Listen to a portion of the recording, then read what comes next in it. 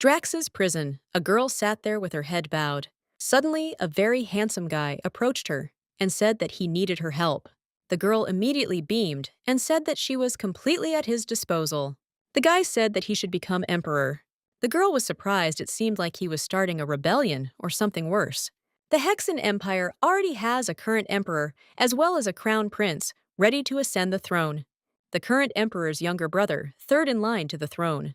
He comes immediately after the prince and his brother, despite the fact that there are two strong contenders in front of him. They can be gotten rid of quite easily.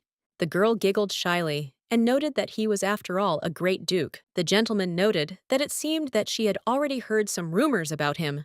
Otherwise, she wouldn't have laughed right in his face. The girl confirmed this and asked again if there was anyone in the empire who had not heard of him. He is invulnerable, the beast of the borderland, the black wolf of the battlefield, the might of the empire, and the shame of the imperial family of Hexen, whose brain is made up of muscles. This is Rexid van Hexen. In someone so aggressive and cruel, no one would see a drop of the elegance and restraint inherent in members of the imperial family, even if they put on rose-colored glasses. Actions, not words, cruelty, not law. Even though he was a nobleman, no woman would dare to propose marriage to him.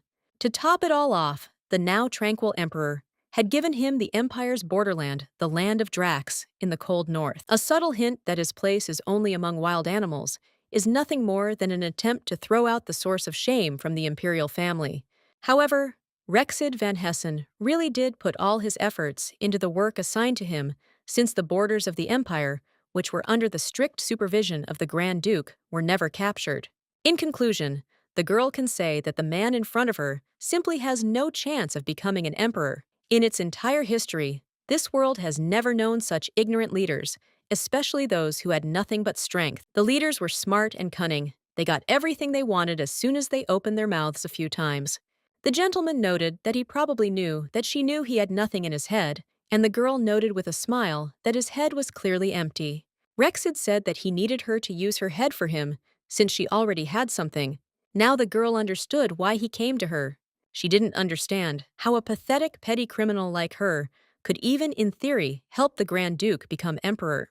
Rexid noted that he had heard that, even though she had led a life of crime and had obtained other people's money by deception, she was surprisingly smart. But the girl began to say that these were just rumors, so there was no need to exaggerate. The gentleman noted that whether it was true or not, she had to make him emperor. Either she agreed, or she died. After all, she was a criminal, sentenced to death. The girl noted that he was right after all, because he was saying that he would get her out of here, and she would do everything in her power. The Duke confirmed this, and the girl understood that she didn't even have a choice. Even though her talents are trivial, she does everything she can to help His Majesty. He appreciates how quick she is at grasping things, and he will personally ensure that she is rewarded handsomely if everything goes well. If she wishes, he can give her her own lands and provide her with enough money to live the rest of her life in luxury.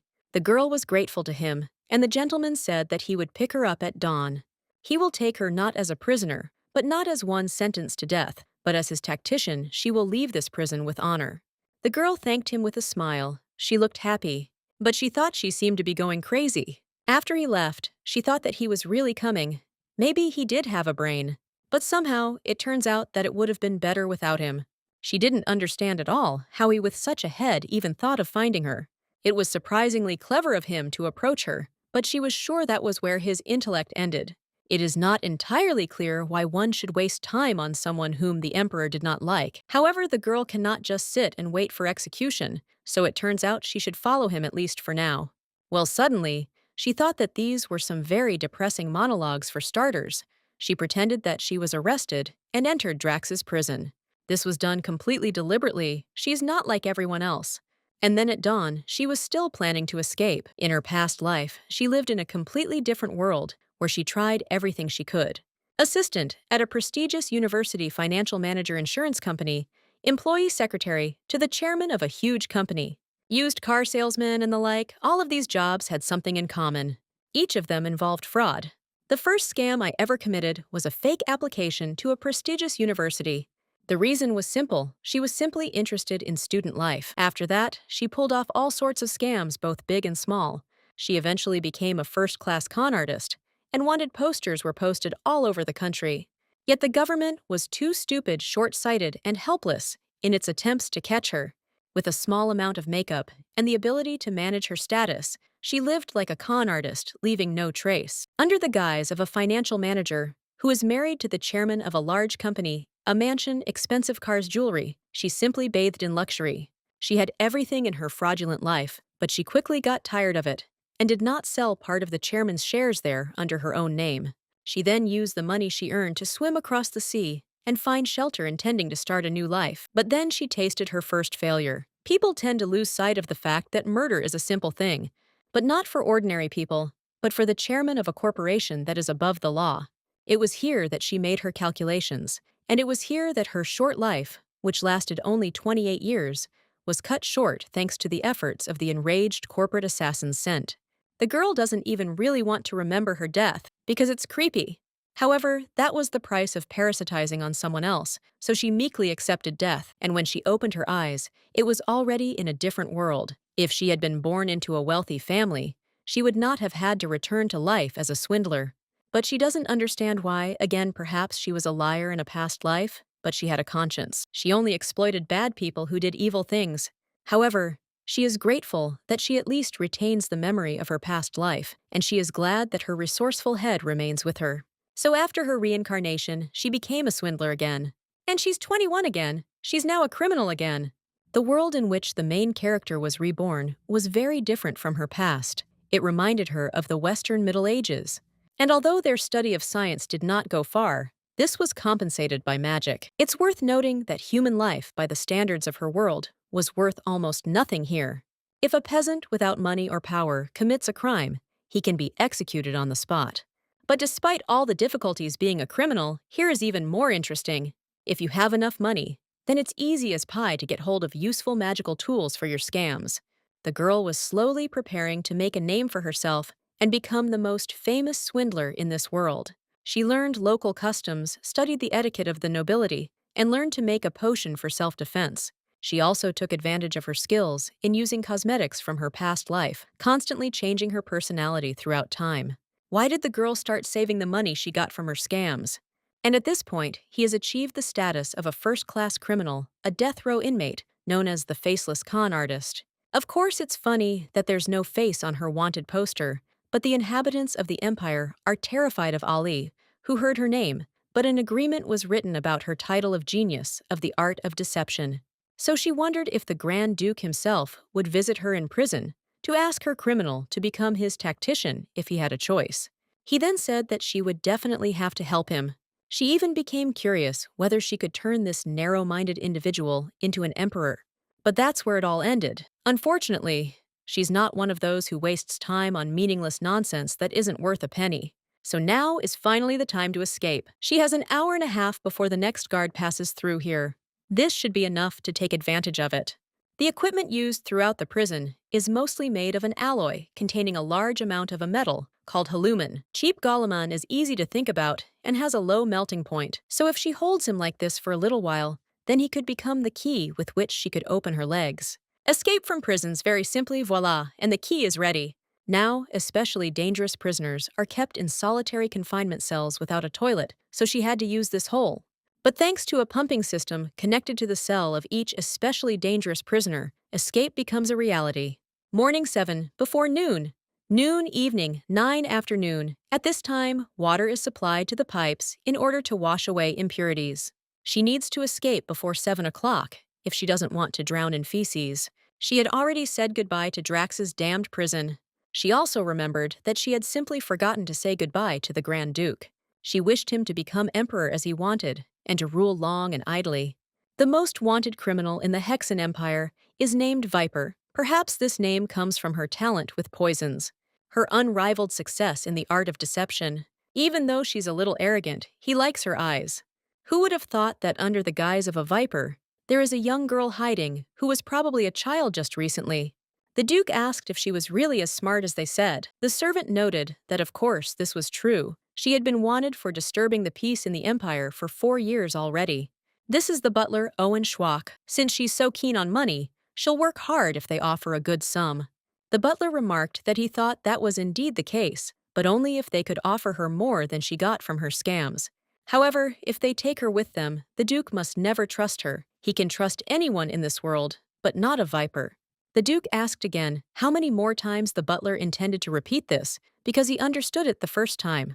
He's just worried about his personality and His Majesty's tendency to turn a blind eye to the actions of those he considers his people. The butler tried to say something again, but the Duke interrupted him and asked how he was supposed to understand it. When they approached her cell, they saw that it was open and there were many officers nearby. They were in complete horror when they saw His Highness in front of them. The man went inside and saw that there was an open hatch and her shackles. The Duke demanded an explanation of what the hell had happened here. The men immediately bowed their heads and reported that the viper had most likely escaped. The Duke turned to the butler and asked him to find out how she escaped and report it to him. He hoped it wasn't because one of the guards had stolen a key. Owen asked the gentleman not to rush to conclusions. Everything could be much different. The butler approached the fork on the floor and said that it looked like she had melted it and used it as a key. This is probably how she opened the shackles and the drain grate. This means that she didn't punish the key, she was still able to escape. He still wants to hear an explanation of how the viper ended up with the tableware. It's a big question how someone could steal sharp instruments, considering that there are magical metal detectors placed throughout the building. The guard tried to say that he checked and there were no problems with the detector at all. The Duke asked again whether the viper had really passed through him yesterday. The guard hesitated when he heard that the gentleman was asking about yesterday's detector. He started with the lantern, but basically she passed through it. But when it lit up red, then he asked her what was going on and asked what she was doing there. But the girl didn't understand at all what he meant. There was no way she could have carried anything through the detector, so she didn't understand why she should try. And then she noticed that she had completely forgotten that she had tied her hair with a spoon. She apologized and said that her hair was just in the way while she was eating. And from this, she completely forgot that she had stabbed them with a spoon. The guard was of course surprised, but now he understood what the matter was. If she were trying to steal something, she would have taken a fork or a knife, but certainly not a spoon. My city told her to be more careful next time. He said he was sure he had taken the spoon from her. There was no way she could have returned it. It looks like she deliberately put the spoon in her hair to distract the guards. Even if she were 100 times a viper, there was no way she could bypass a working metal detector without first turning it off. She hid the fork she had decided to steal somewhere on her body. In this way, she deceived the guard by chaining her with a spoon in order to blame the alarm on her. The Duke and the guard were shocked they did not expect this. The Duke laughed and felt very amused by this. He noticed that this girl was really something. Just like Owen said, she's not the kind of person who's going to resign herself to the thought of being executed soon. That is exactly it. But the Duke is interested in something else. He asked why the viper was caught in his lands. She carried out her activities so carefully and meticulously that her identity could not be established for 4 years. But suddenly someone began to shout an appeal to His Highness.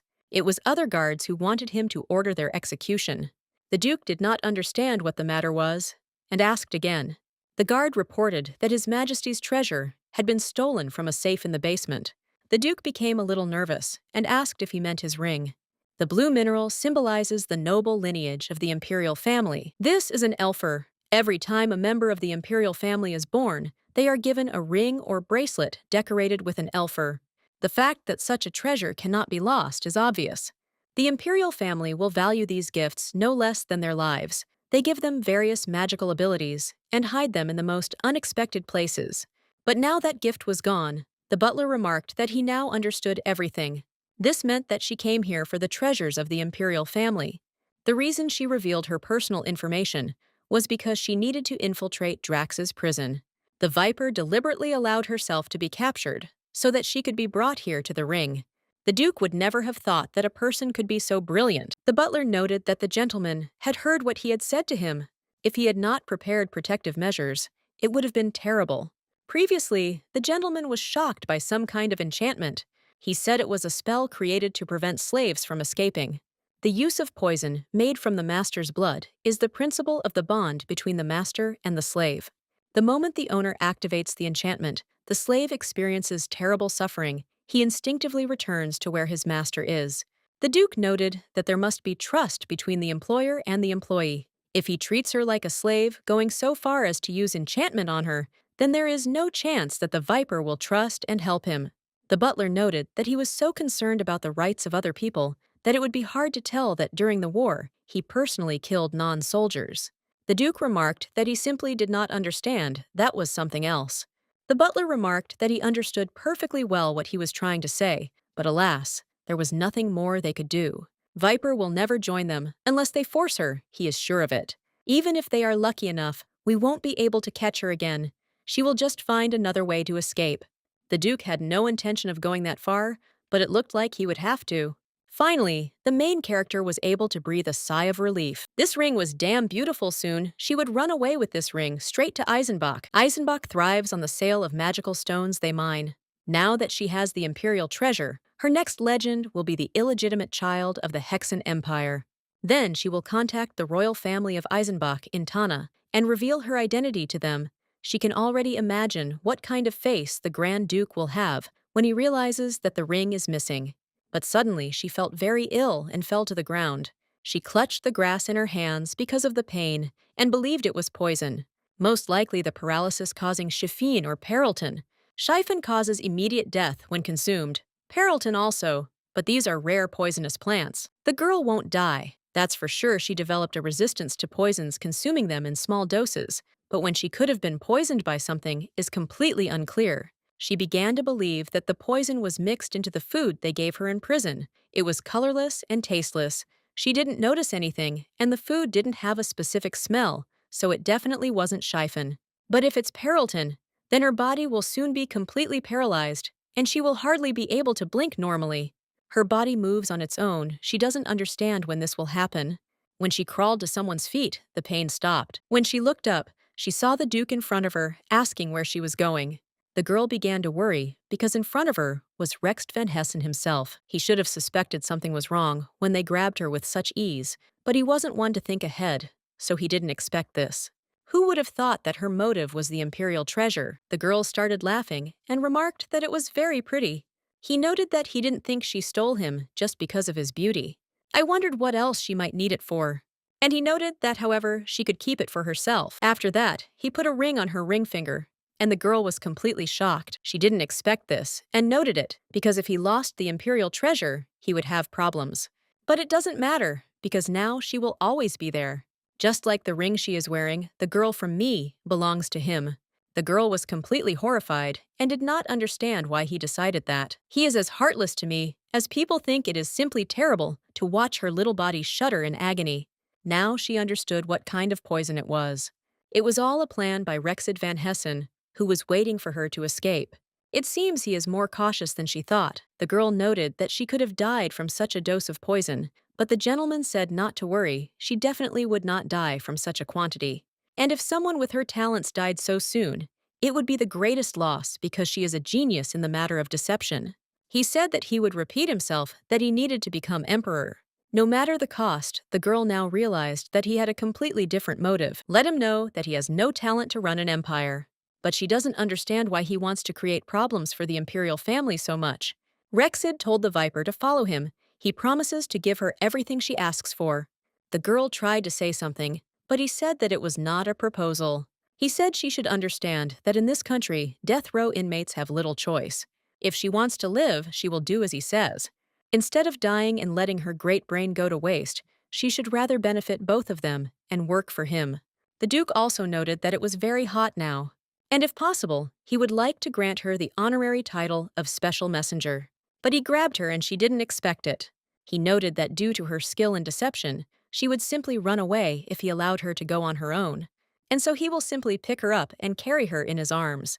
Of course, he wouldn't carry her in his arms the whole way, so they continued in a carriage. She can't be trusted. Everything she says is a lie.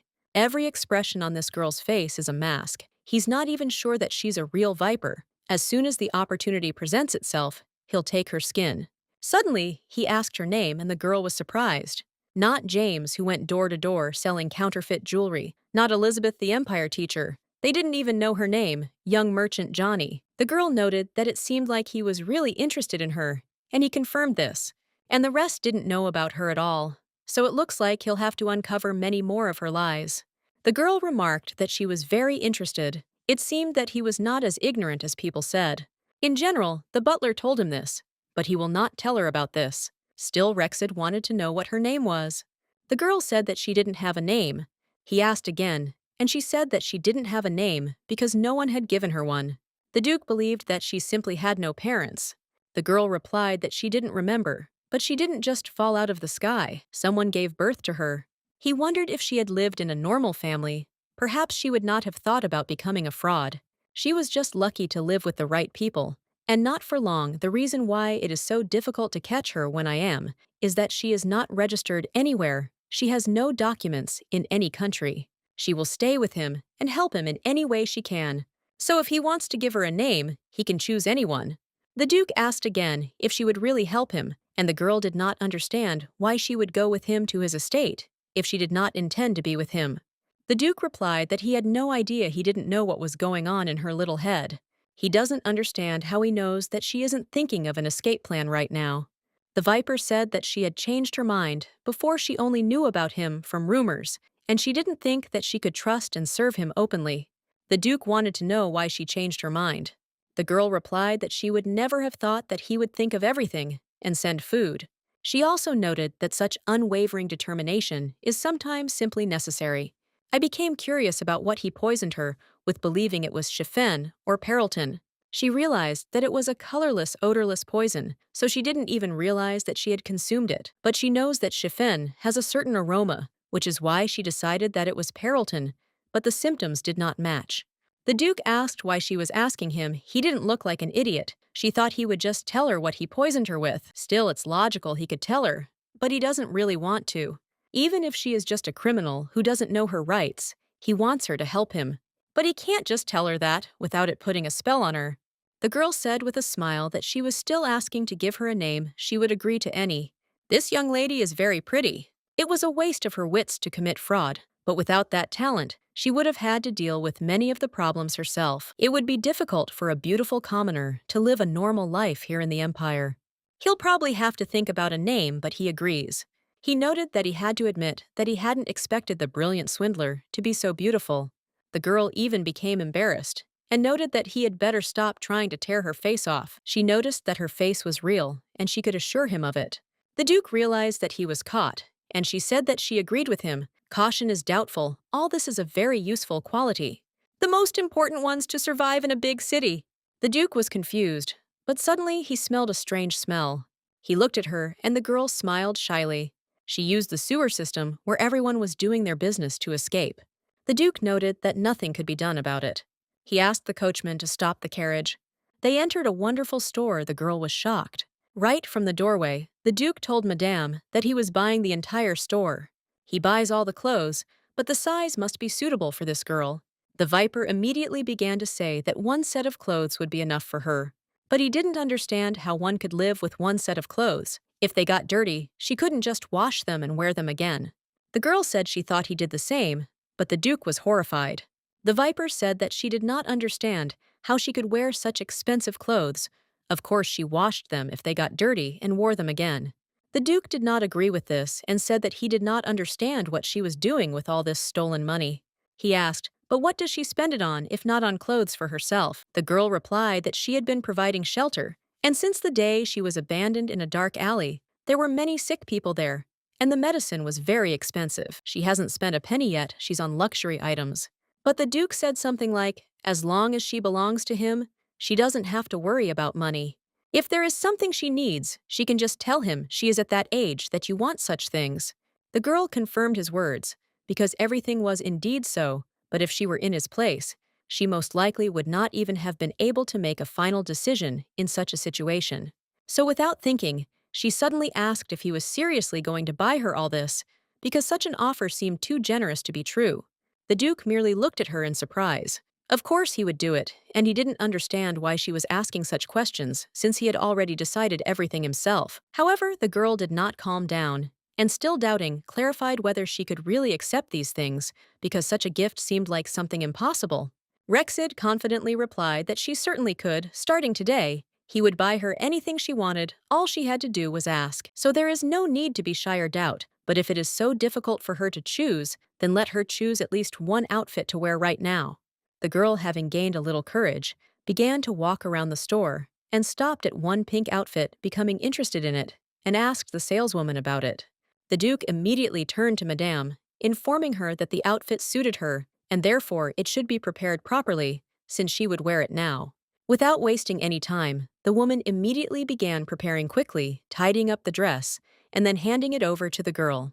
At the same time, she noted that the store has a separate room where the girl can calmly change clothes if she wishes. Viper hesitated. She didn't want to say it out loud, but she'd never worn anything like this before, and that was where her uncertainty lay. So, after a little hesitation, she carefully asked if Madame could help her with this, if she didn't mind, of course, since she couldn't handle it herself. The woman froze in obvious confusion and asked again if she had understood her correctly, but immediately felt the Duke's menacing gaze on her. He asked with displeasure whether this was really such a difficult request, since she could undoubtedly help the girl put on a dress. Fearing the Duke's possible displeasure, Madame hastily assured him that she would of course help and pointed out where to go. She was clearly nervous, choosing her words carefully and looking as if she was afraid of saying the wrong thing and further irritating the Duke. He simply couldn't believe that Viper was just a young nameless girl from an orphanage because her surprise seemed genuine. She is so amazed by this little gift, as if she had never received anything like it before and was not accustomed to such care. He believed that taking care of her and showering her with attention was a great way to win her devotion, and so he spared no effort. However, as he watched the proceedings, he couldn't help but wonder, did women really spend so much time just to put on one single dress? Duke Rexid treated women with indifference, never becoming close to any. However, he couldn't trust this one. Every word she said seemed a lie. Every action had a hidden meaning. There wasn't a shred of sincerity in her gaze, and her manners seemed meticulously rehearsed. He suddenly felt a surge of anger. It simply wouldn't take him that long to change. His patience was exhausted. He stepped forward, decisively, pushed the door open, and without hesitation entered the room, ready to find out what was really going on. Inside, he saw a woman bound with ropes clutching a knife. She was clearly wary, as if expecting an attack. In that instant, he realized it was that damned trick again. Another trick, another lie. She'd managed to fool him again, and it was unbearable. His voice was sharp, filled with irritation. He demanded an explanation, wanting to hear the truth, not another convoluted lie. The woman answered without hesitation. The stranger had threatened her, and then simply disappeared. There was a note of concern in her voice, but Rexid was in no hurry to believe it. He barely suppressed a grin, taking him for a fool. It would be pointless. It was all too obvious that this scene had been staged in advance. And yet he wanted to hear more. He waited for the woman to tell him exactly what words had been spoken the moment they entered the room. She merely chuckled in response. If she'd known there was a window here, she might have come herself. Her calm was irritating. Then she turned to the stranger and asked directly what she was trying to achieve, what she needed from her this time. The next moment, she pulled out a knife, pointing it at her, not giving her a single chance to escape or resist. The girl bowed her head slightly and remarked mockingly, since they were alone, she had one important question. She was planning to head to the outskirts of the city where there were fewer people, and now she needed to know exactly where to go. The woman replied that there was a shortcut through the shopping street and that at the exit there was a small boutique that was easy to get out of. The girl listened carefully and then told her to grip the knife tighter and raise her head, preparing for the next step. Everything went according to plan. She quickly changed and left the room without delay, saying as a parting shot that she had to leave already. One awkward movement, and the consequences could be disastrous, so it's best for a woman to avoid making unnecessary movements. Smiling, she thanked her for her cooperation, noting that she had done an excellent job with the task. If Owen found out how it all ended, he would again think that the Duke was a pathetic man who allowed himself to be treated like that. He even remembered how he looked when he was angry. Viper had driven him to this state more than once, and it always looked the same: tense facial features, clenched fists, and a gaze brimming with rage. He picked up the knife, and it immediately became clear she'd grabbed more than just a fork from prison. Somehow, Viper had managed to get her hands on this knife as well, which only proved one thing: she was always prepared for any eventuality. He asked incredulously, had she really said the shortest route was through Packham? His voice was full of doubt, because this route seemed not just risky, but deadly. The woman confidently confirmed her words. Then he realized he had no choice but to use magic. It was hard to believe she had actually gone there, but there was no doubt. This was the most dangerous area of the city. The narrow streets were teeming with criminals, and every turn could conceal a deadly trap. Even the most desperate tried to avoid this place, but apparently not her. He couldn't delay. Every second lost increased the distance between them. If he stalled, she would move even further, which meant he had to act immediately. He quickly left the shop, focusing on his magic. Activating it again, he tried to locate her. She was moving, and he had to catch up with her before it was too late. Meanwhile, Viper had already managed to get quite far. Her legs carried her forward, and her thoughts were focused on the fact that she must not stop. While he was looking for her, she had a chance to slip away. She relied on his naivety, and he fell for it again. This wasn't the first time she'd lied to him or feigned helplessness. Who would have thought it would be so easy to deceive him? She was certain that someone like him would never become emperor. Though he tried, his mistakes spoke for themselves. A leader must be insightful, but he allowed himself to be fooled by tricks, even the most obvious ones. No matter how hard he tried, he wouldn't succeed. He lacked the toughness, the intelligence that a ruler needs, and time after time, he only proved this by allowing himself to be deceived.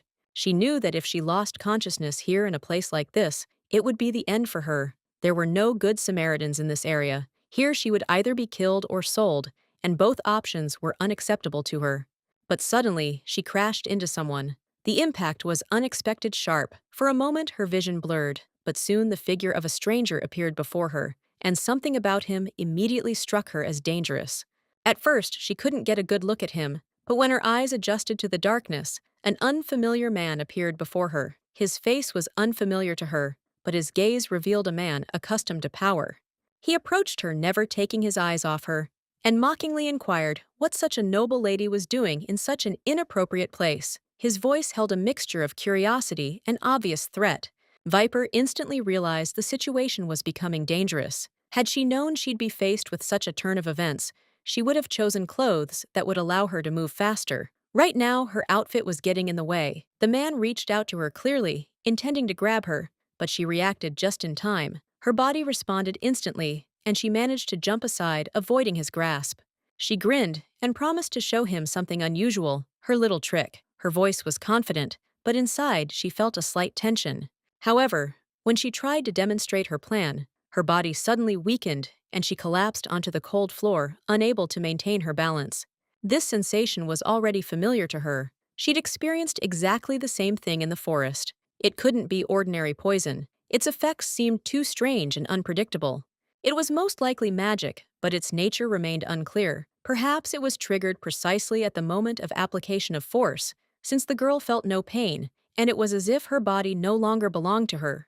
The man watching her came closer, his eyes flashing with joy. He'd clearly expected this outcome, but it didn't come as a surprise to her. He didn't bother explaining what was happening to her, so she had to figure it out on her own. This angered her, but she wasn't about to show weakness. The man laughed, looking down at her. He sarcastically remarked that it seemed she had overestimated her strength and was now paying for her overconfidence. With undisguised sarcasm, he added that her outfit was indeed very nice. His words were mocking, and there was a clear hint of malice in them. Then, shaking his head with a smile, he remarked that she must be crazy to decide to crawl on the ground in broad daylight like a miserable beggar. He mockingly asked where she was so eager to go, and mockingly suggested that she hurry up since such a beautiful lady clearly shouldn't linger in such a position. The girl watched him in horror, not believing he was being serious. His behavior seemed completely inappropriate to her, as if he had lost touch with reality. The man approached her slowly, his smile unwavering. A dangerous glint flashed in his gaze, sending an unpleasant chill down her spine. He spoke again, wondering what she'd pumped herself up with to make her look so pathetic. His voice was tinged with undisguised curiosity. He then suggested that people like her were unlikely to buy the cheap junk sold on the streets, as they always had access to something much more valuable.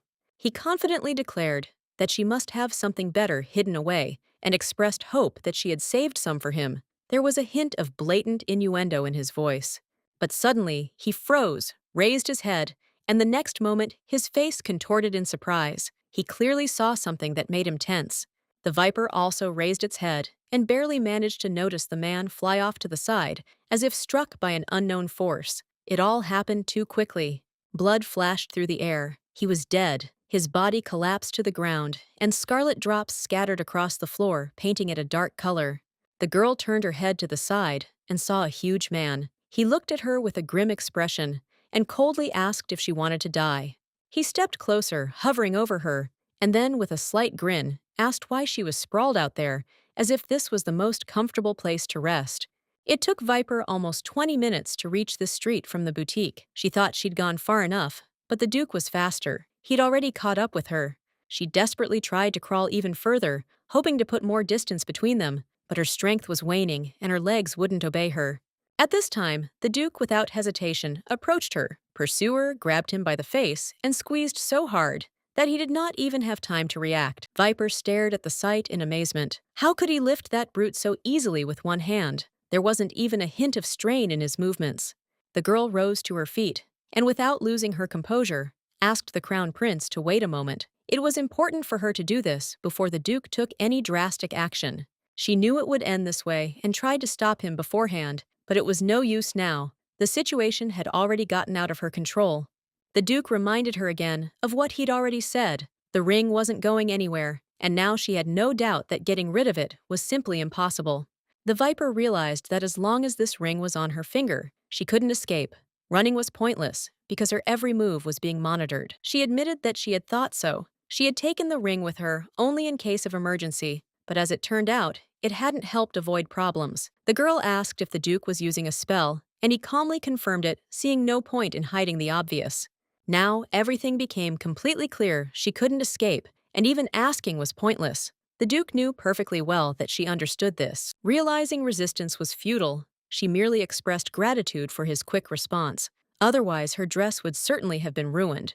The Duke looked at her with obvious suspicion. He was certain she was planning to run away again, and he had no doubt in his suspicions. Viper tried to dissuade him. This time, she hadn't even hoped for a successful escape. The realization of magical control had killed her last hopes of freedom. Now that she knew the spell was working, she wasn't going to do anything stupid again. The only question was what would happen next. The girl looked closely at the Duke and asked why he was looking at her so strangely. There was something strange in his gaze. In response, without further ado, he picked her up in his arms and headed in the other direction, leaving her no choice. Viper sighed and tried to explain that she could walk on her own. There was a note of reconciliation in her voice. She didn't want to argue. She began to apologize for running away, but the Duke cut her off. He made it clear that her feet would not touch the ground until she reached the estate. Moreover, he advised her not to even try to break free if she did not want to make her situation worse. Well, there was no choice. She wasn't going to suffer the same fate as that unfortunate guy, so she'd stay here for now as valuable cargo. Here comes her second kidnapping. Only this time she didn't even have to resist. It all happened too quickly. The Duke carried her right to the estate gates, never letting her go. She had no doubt he would do just that. The butler, seeing this scene, was clearly surprised. He hadn't expected to see the Duke calmly carrying her over his shoulder, as if it were the natural course of things. The butler looked at the Duke carefully and asked with slight bewilderment what he was holding in his hands and why he had returned at such a late hour. His tone made it clear he hadn't expected such an appearance. Rexid sighed wearily and remarked angrily that this girl was running around the city like a madwoman, giving him no chance to catch her. Hunting her was proving more difficult than he'd expected. Hanging upside down, the girl finally managed to speak up and ask to be put down. Blood rushed to her head, causing everything around her to throb and ache unpleasantly. The Duke didn't continue to mock her and gently lowered her to the floor. Her legs could barely support her weight, and dark spots flickered before her eyes. Her head was spinning from the sudden change in position. Owen straightened up abruptly, greeting her in a solemn voice. He quietly announced that, from now on, she was a guest at the Grand Duke of Hessen's estate, and she would do well to remember that. With a slight grin, he called her nothing less than a genius of deception, then added that she was now known here as Mrs. Viper. His tone was both respectful and mocking. Rexid got straight to the point without delay. He declared that they needed to sign a contract, the terms of which had already been worked out and were non-negotiable. As it turned out, the agreement had been prepared in advance, and Owen immediately presented it, confirming that everything had already been settled, and all that remained was to sign. The girl raised her eyebrows in surprise, clearly not expecting such speed, and Owen introduced himself with a polite smile, explaining that he was His Highness's butler and was in charge of all matters in the estate. He added that she should address him simply as Owen, without unnecessary formalities, since they would be crossing paths often from now on. The girl looked at him incredulously and, narrowing her eyes, asked if he was the one who had cast the spell on her. There was irritation in her voice. Owen looked a little embarrassed, but he didn't deny it. He nodded, confirming her guess, and even expressed regret that he had to resort to force in this situation. He admitted that he had considerable experience, but even he could not always predict all of her cunning moves and well-thought-out traps. The girl merely chuckled. She'd long known that the key to a perfect scam was concealing one's emotions and remaining vigilant. It was clear from Owen's eyes and demeanor that he was no ordinary butler. It wasn't the Grand Duke's idea to cast a spell on her, but his. The girl, recognizing the gravity of the situation, cautiously asked if there was a way to remove the magic. Even if she was extremely polite, would he tell her how to break the spell? The butler looked at her with a slight smile, and asking again, clarified, even if such a method existed, he would be the first to know about it. She must understand that magic of this level leaves no loopholes. It was an ancient spell working in conjunction with a special potion. It was devised long ago to prevent slaves from escaping their masters. This magic leaves no room for freedom. In reality, there's no way to undo it. The only exception is the death of the slave or their owner. Only then is the magical bond severed. The butler hastened to explain this before the girl could come to the obvious conclusion. If I remember that the Duke's death will break the spell, then I just need to kill the Duke. The magic works by forcing the master's blood into the slave's veins. If the master dies, this blood instantly dries up. The spell is broken, but the consequences are inevitable. He hoped she didn't need to explain what would happen next. The master's death meant her own death. By killing the Duke, she would send herself to the grave with him. When the Duke himself learned of this magical property, he was utterly horrified. Without thinking, he grabbed the butler, unable to hide his shock. He shouted at him, demanding an explanation. Why hadn't he told him this right away? Why had this crucial detail of the spell been hidden? The Duke was furious. The girl watched silently. Gradually, a clear picture emerged in her mind. She now understood what this man was like. Besides his lack of intelligence, the Duke had a weak spot. She saw how easily he lost his temper when put in an awkward position. He holds the fates of those condemned to death in his hands. Whatever he orders her to do, she has no choice. However, she was surprised by how emotionally he reacted. This man destroys everything in his path. If something moves, he kills it. If it doesn't move, he first makes it move, and then kills it anyway. The butler remarked that he wouldn't have cast the spell if the Duke had known about its side effects. Clearly, the information had been withheld on purpose.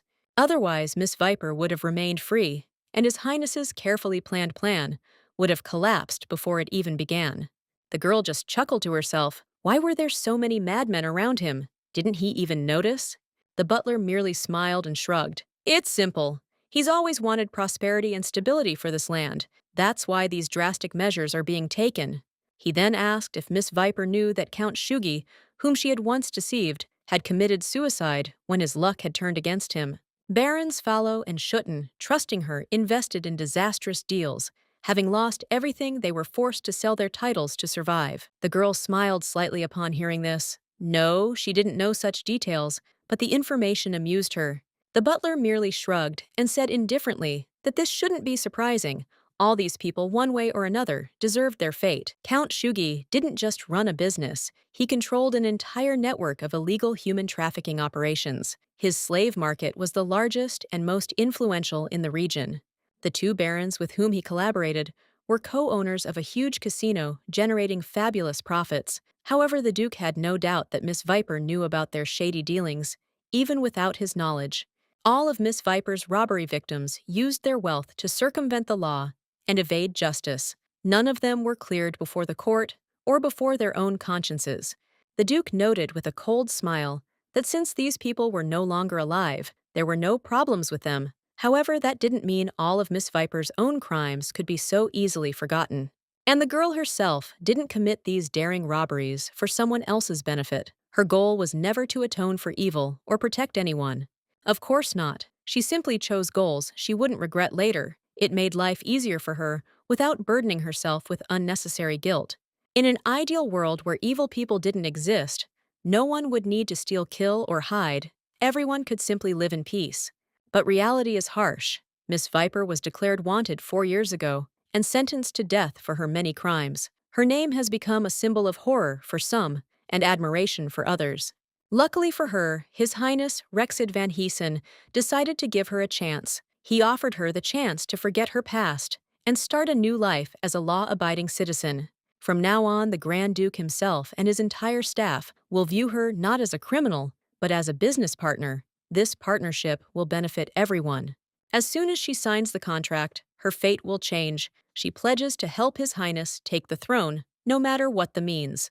And of course, she'll sign it. At that moment, she feels like the chief of staff at the Blue House, making an important political decision.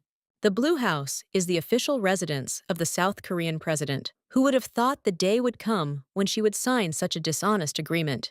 The butler asked incredulously if she was sure she didn't want to reread the contract before signing. This could have saved her from unwanted surprises in the future.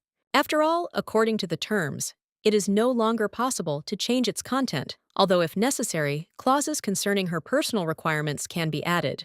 For example, salaries. An annual renewable contract, the salary amount of which has not yet been specified, but with a set cap of 1 billion norths. Moreover, any additional expenses incurred during the work process would be covered without question. Essentially, there was nothing more to discuss. The butler was stunned. He couldn't even figure out when she'd managed to read the entire document. He'd thought she'd simply sign it without looking. The Duke narrowed his eyes in displeasure and irritably ordered her to stop dawdling. He was impatient to complete this formal process as quickly as possible. The girl decided she needed to add something important to the contract. She took her time knowing it could radically change the entire agreement between them. The Duke kindly asked her what she wanted to change. She replied that if she ever proved her worth and his need for her services disappeared, he should break the contract. She was under a spell that made her feel controlled. She couldn't understand what would happen if he continued to treat her like a slave, even after becoming emperor. The gentleman asked again if she really considered him so dishonest. The girl looked up, explaining that they had met less than a day ago, and it was difficult for her to trust him so quickly. She wanted to be released from her contract as soon as its terms were fulfilled, and the contract terminated. This was an important condition for her to move on. Despite her doubts and fears, she signed the contract anyway. It was her decision, despite all the risks, which she was fully aware of. Once the contract is terminated, Rexide van Hessen will no longer use spells to fulfill the terms. Both parties guarantee the fulfillment of the agreement by signing it for life. The contract forged from Eisenbach's purest mana guaranteed its fulfillment with its own power, and breaking it would cost one's life. It was a powerful tool for enforcing obligations. She believed the Duke had such a contract, and her intuition was correct. He paused, not immediately responding to her remark, as if considering whether to reveal everything at once. The Duke smiled and noted that he hadn't expected her to know about such a contract. His surprise was brief, but it didn't go unnoticed in the girl's eyes. He agreed to her proposal, but the butler was clearly shocked. He hadn't expected the Duke to so easily agree to the terms, which were quite harsh. The Duke instructed the butler not to create unnecessary disorder. He had no intention of causing a scene, especially after he had already taken someone's life without warning anyone. Viper sensed that Rexide van Hessen had truly weakened. She was confident in her intuition and was glad that her senses had been correct. She smiled happily and asked if he agreed to the terms. He confirmed this and said he hadn't cast the spell to treat her like a slave. It was the least he could do. However, he hoped that everything would be done well. He didn't want to be disappointed in her professionalism and expected her to justify his trust. The girl confidently declared herself a true expert. The Duke told her to simply follow him, confident she could handle the task. When they entered the treasury, her eyes widened in amazement. There was so much there that she couldn't immediately comprehend how valuable the place was. She was stunned. The girl couldn't believe what she was seeing. She had never encountered such riches before, and she didn't expect to see anything like this. The Duke, noticing her surprise, asked if she wanted anything from what she saw. He also noted that the treasury was enchanted, an important aspect of its security.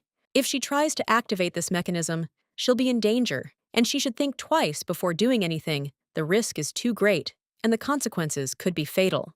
It all depends on her decision. If she decides to steal something, it will lead to dire consequences. It's better to just walk alongside him, take what he needs, and be honest if she likes it. The girl was delighted, but the Duke, observing her joy, cautiously noted that such things were of no importance to him. He wasn't fixated on material things. He didn't care. She felt an incredible relief, like a heavy burden had been lifted from her shoulders, and her emotions were so vivid that she could not hide her joy that everything had worked out. When the gentleman turned around, he couldn't understand how she had managed to put on all those rings so quickly. It was strange and in some ways, even surprising. He was completely shocked to see that there were already so many jewels around her. She had somehow managed to collect them, and he couldn't believe his eyes. The Duke wondered at what point she had managed to take all of this. They were moving so close together that he didn't notice her grab the jewels. The girl, with a slight smile, replied that it was better for him not to know, because it would be for his own good if he knew nothing about how she did it. As they approached the center of the hall, he stopped, but she did not stop, and continued moving forward without any doubt in her decision. The girl said that someday he might need her services, and she wants to understand if he is sure that he is ready to spend all this on her, because her help is expensive. The gentleman calmly replied that it didn't matter to him. He considered it useless. She was a little surprised by his words, but at the same time, she realized that Rexide truly didn't care. He was a man who had everything and needed nothing, and for him, power and material wealth were not important. He simply didn't need them. Why then had he decided to become emperor? The question remained unanswered, and she couldn't understand his motives. Suddenly, he called her to him. They approached the counter, and he placed the contract there. It was the moment when things became serious, and she knew the choice had been made. He told her that, to proceed further, they needed to activate the contract. This was a prerequisite for continuing their journey. Rexid pulled out a dagger and said the contract's notch had to be filled with the blood of both parties. This was a mandatory condition, and she had to agree. The girl felt a wave of fear as she was about to take an important step. She didn't know what to expect, but she had to face this challenge. She asked again if he really hadn't changed his mind, because she hadn't expected that to be the case. She wasn't prepared for such a turn of events. The Duke said that wasn't the issue. A deep incision would have to be made to fill the hole. He hoped she wasn't alarmed by the prospect. He added that he hoped she wouldn't be bothered by the scar on her hand. As it was inevitable, he did everything to ensure the agreement was fulfilled. The girl was completely horrified. This was completely unexpected, and she turned to him with a question, reminding him that he had said he wanted to become emperor. Viper believed that Rexid truly deserved his position because he fought on the battlefield, killing not only soldiers, but also knights, leaving blood and death in his wake. But if the Duke is so soft and indecisive, it could become a serious problem for everyone. Softness in his case is a threat that could backfire in the future. She might have to act more harshly if the situation required it. She could kill girls, children, and maybe even old people if that was necessary to achieve her goal. She asked him again if he would hesitate if the time came when such decisions had to be made. After all, her trials would not be gentle, and it was important to know his answer. She decided to pick up the knife, intending to cut herself, but Rexid quickly grabbed it and confidently said that this was a completely different matter. There was no need to go down that path. He was sure that he would not be afraid and would not retreat, but the process itself was difficult for him. It was difficult for him to look at his own blood. It made him feel disgusted. However, if you think about it, they weren't obliged to shed the same amount of blood. All that was required was to prove their readiness and decide how important this moment was. Viper was in complete shock as she watched Rexide cut his own skin without the slightest hesitation. He didn't hesitate, just did it as if it were routine. Rexid asked for her hand, and she without hesitation moved closer to him, ready to fulfill his request. Despite everything that was happening, they moved in that direction, never turning back. He carefully cut her finger, and she felt a drop of blood roll down, symbolizing the conclusion of their contract. It was the beginning of a new journey for both of them. The contract was concluded in such a simple, even primitive manner, but therein lay its strength. It was honest and direct, without unnecessary words or ceremony. Viper thought wryly that this method of concluding such an important contract seemed a bit primitive, but perhaps that was precisely part of its strength, simplicity. The Duke, looking around at everything that was happening, noted that since she had agreed, it meant that she believed in his intentions and did not consider him capable of making her his slave. Dvoretsky, for his part, added that trust is important, but you can't trust everyone. Even heaven has its dark side, and no one should trust so easily. Viper noticed that his butler was truly very smart, and Rexide certainly wouldn't have managed without him. He was a man who always knew what to do in difficult situations. Rexid suggested focusing on building trust between them. Now that they were bound by contract, he would trust her, but she shouldn't think he could be fooled. The Viper noticed that the Duke was probably afraid to hear her say she was planning to deceive him. This alarmed him, and she decided to clarify the situation without leaving any room for misunderstanding. She became a little angry at his concern, but tried to reassure him. She said she understood his doubts perfectly well, and now everything depended on whether he decided to believe her words. The Duke expressed a desire to believe her, but he still couldn't shake the feeling she was hiding something. He wondered if there was something else she wasn't telling him directly.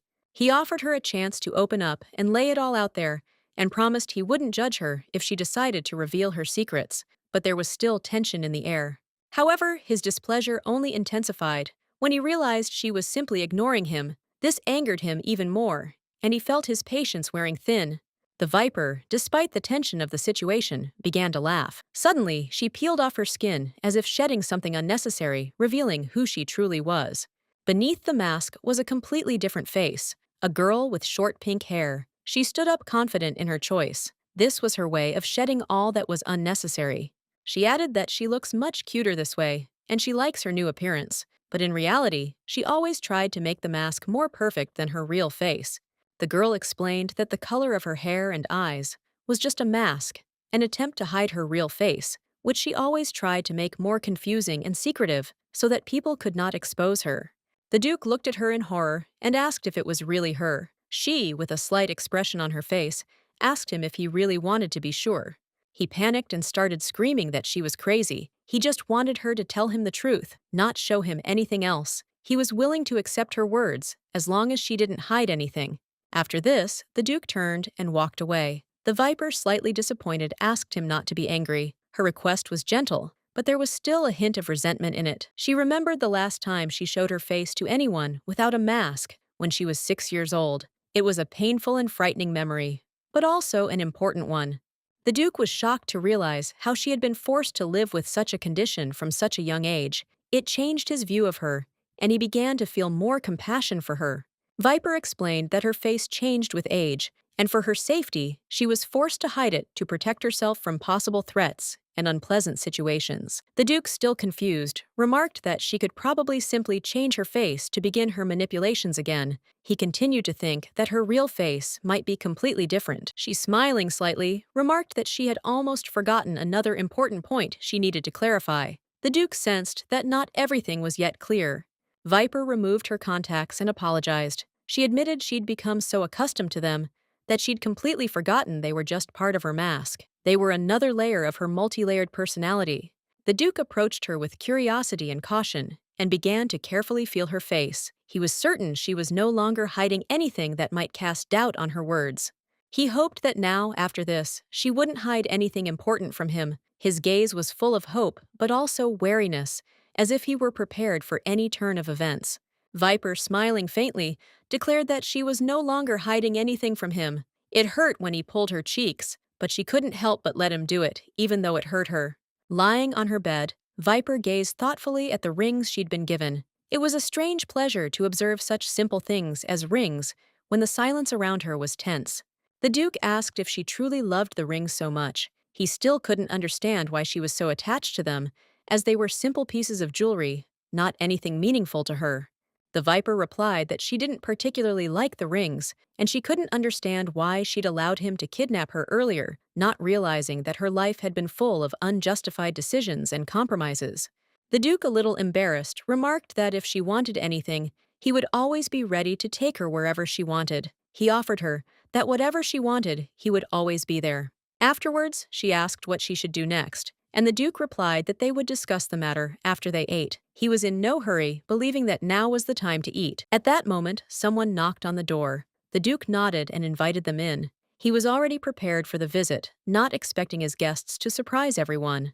When the door opened, the girl was stunned. She hadn't expected to see them in this house, and her eyes instantly filled with curiosity and surprise.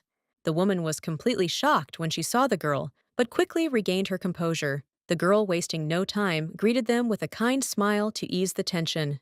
The maid couldn't believe her eyes. She could barely contain her surprise because the young master, who had been alone for so long, had finally found himself a girlfriend. She approached the gentleman and said that he had lived alone for so long, and now he had found such a beautiful bride. that this was real happiness for everyone. However, the Duke apparently didn't understand what the maid was talking about. He was surprised that the butler hadn't told her they were planning to marry, as that should have been obvious. The Duke insisted that he and the girl were planning to marry. Despite the misunderstandings, Marco, one of the new acquaintances, introduced himself as the man in charge of the kitchen and greeted her with a smile. The girl, smiling, said that she was very pleased to meet him, but she was a little embarrassed, as she did not know how to introduce herself properly since she did not yet have a last name.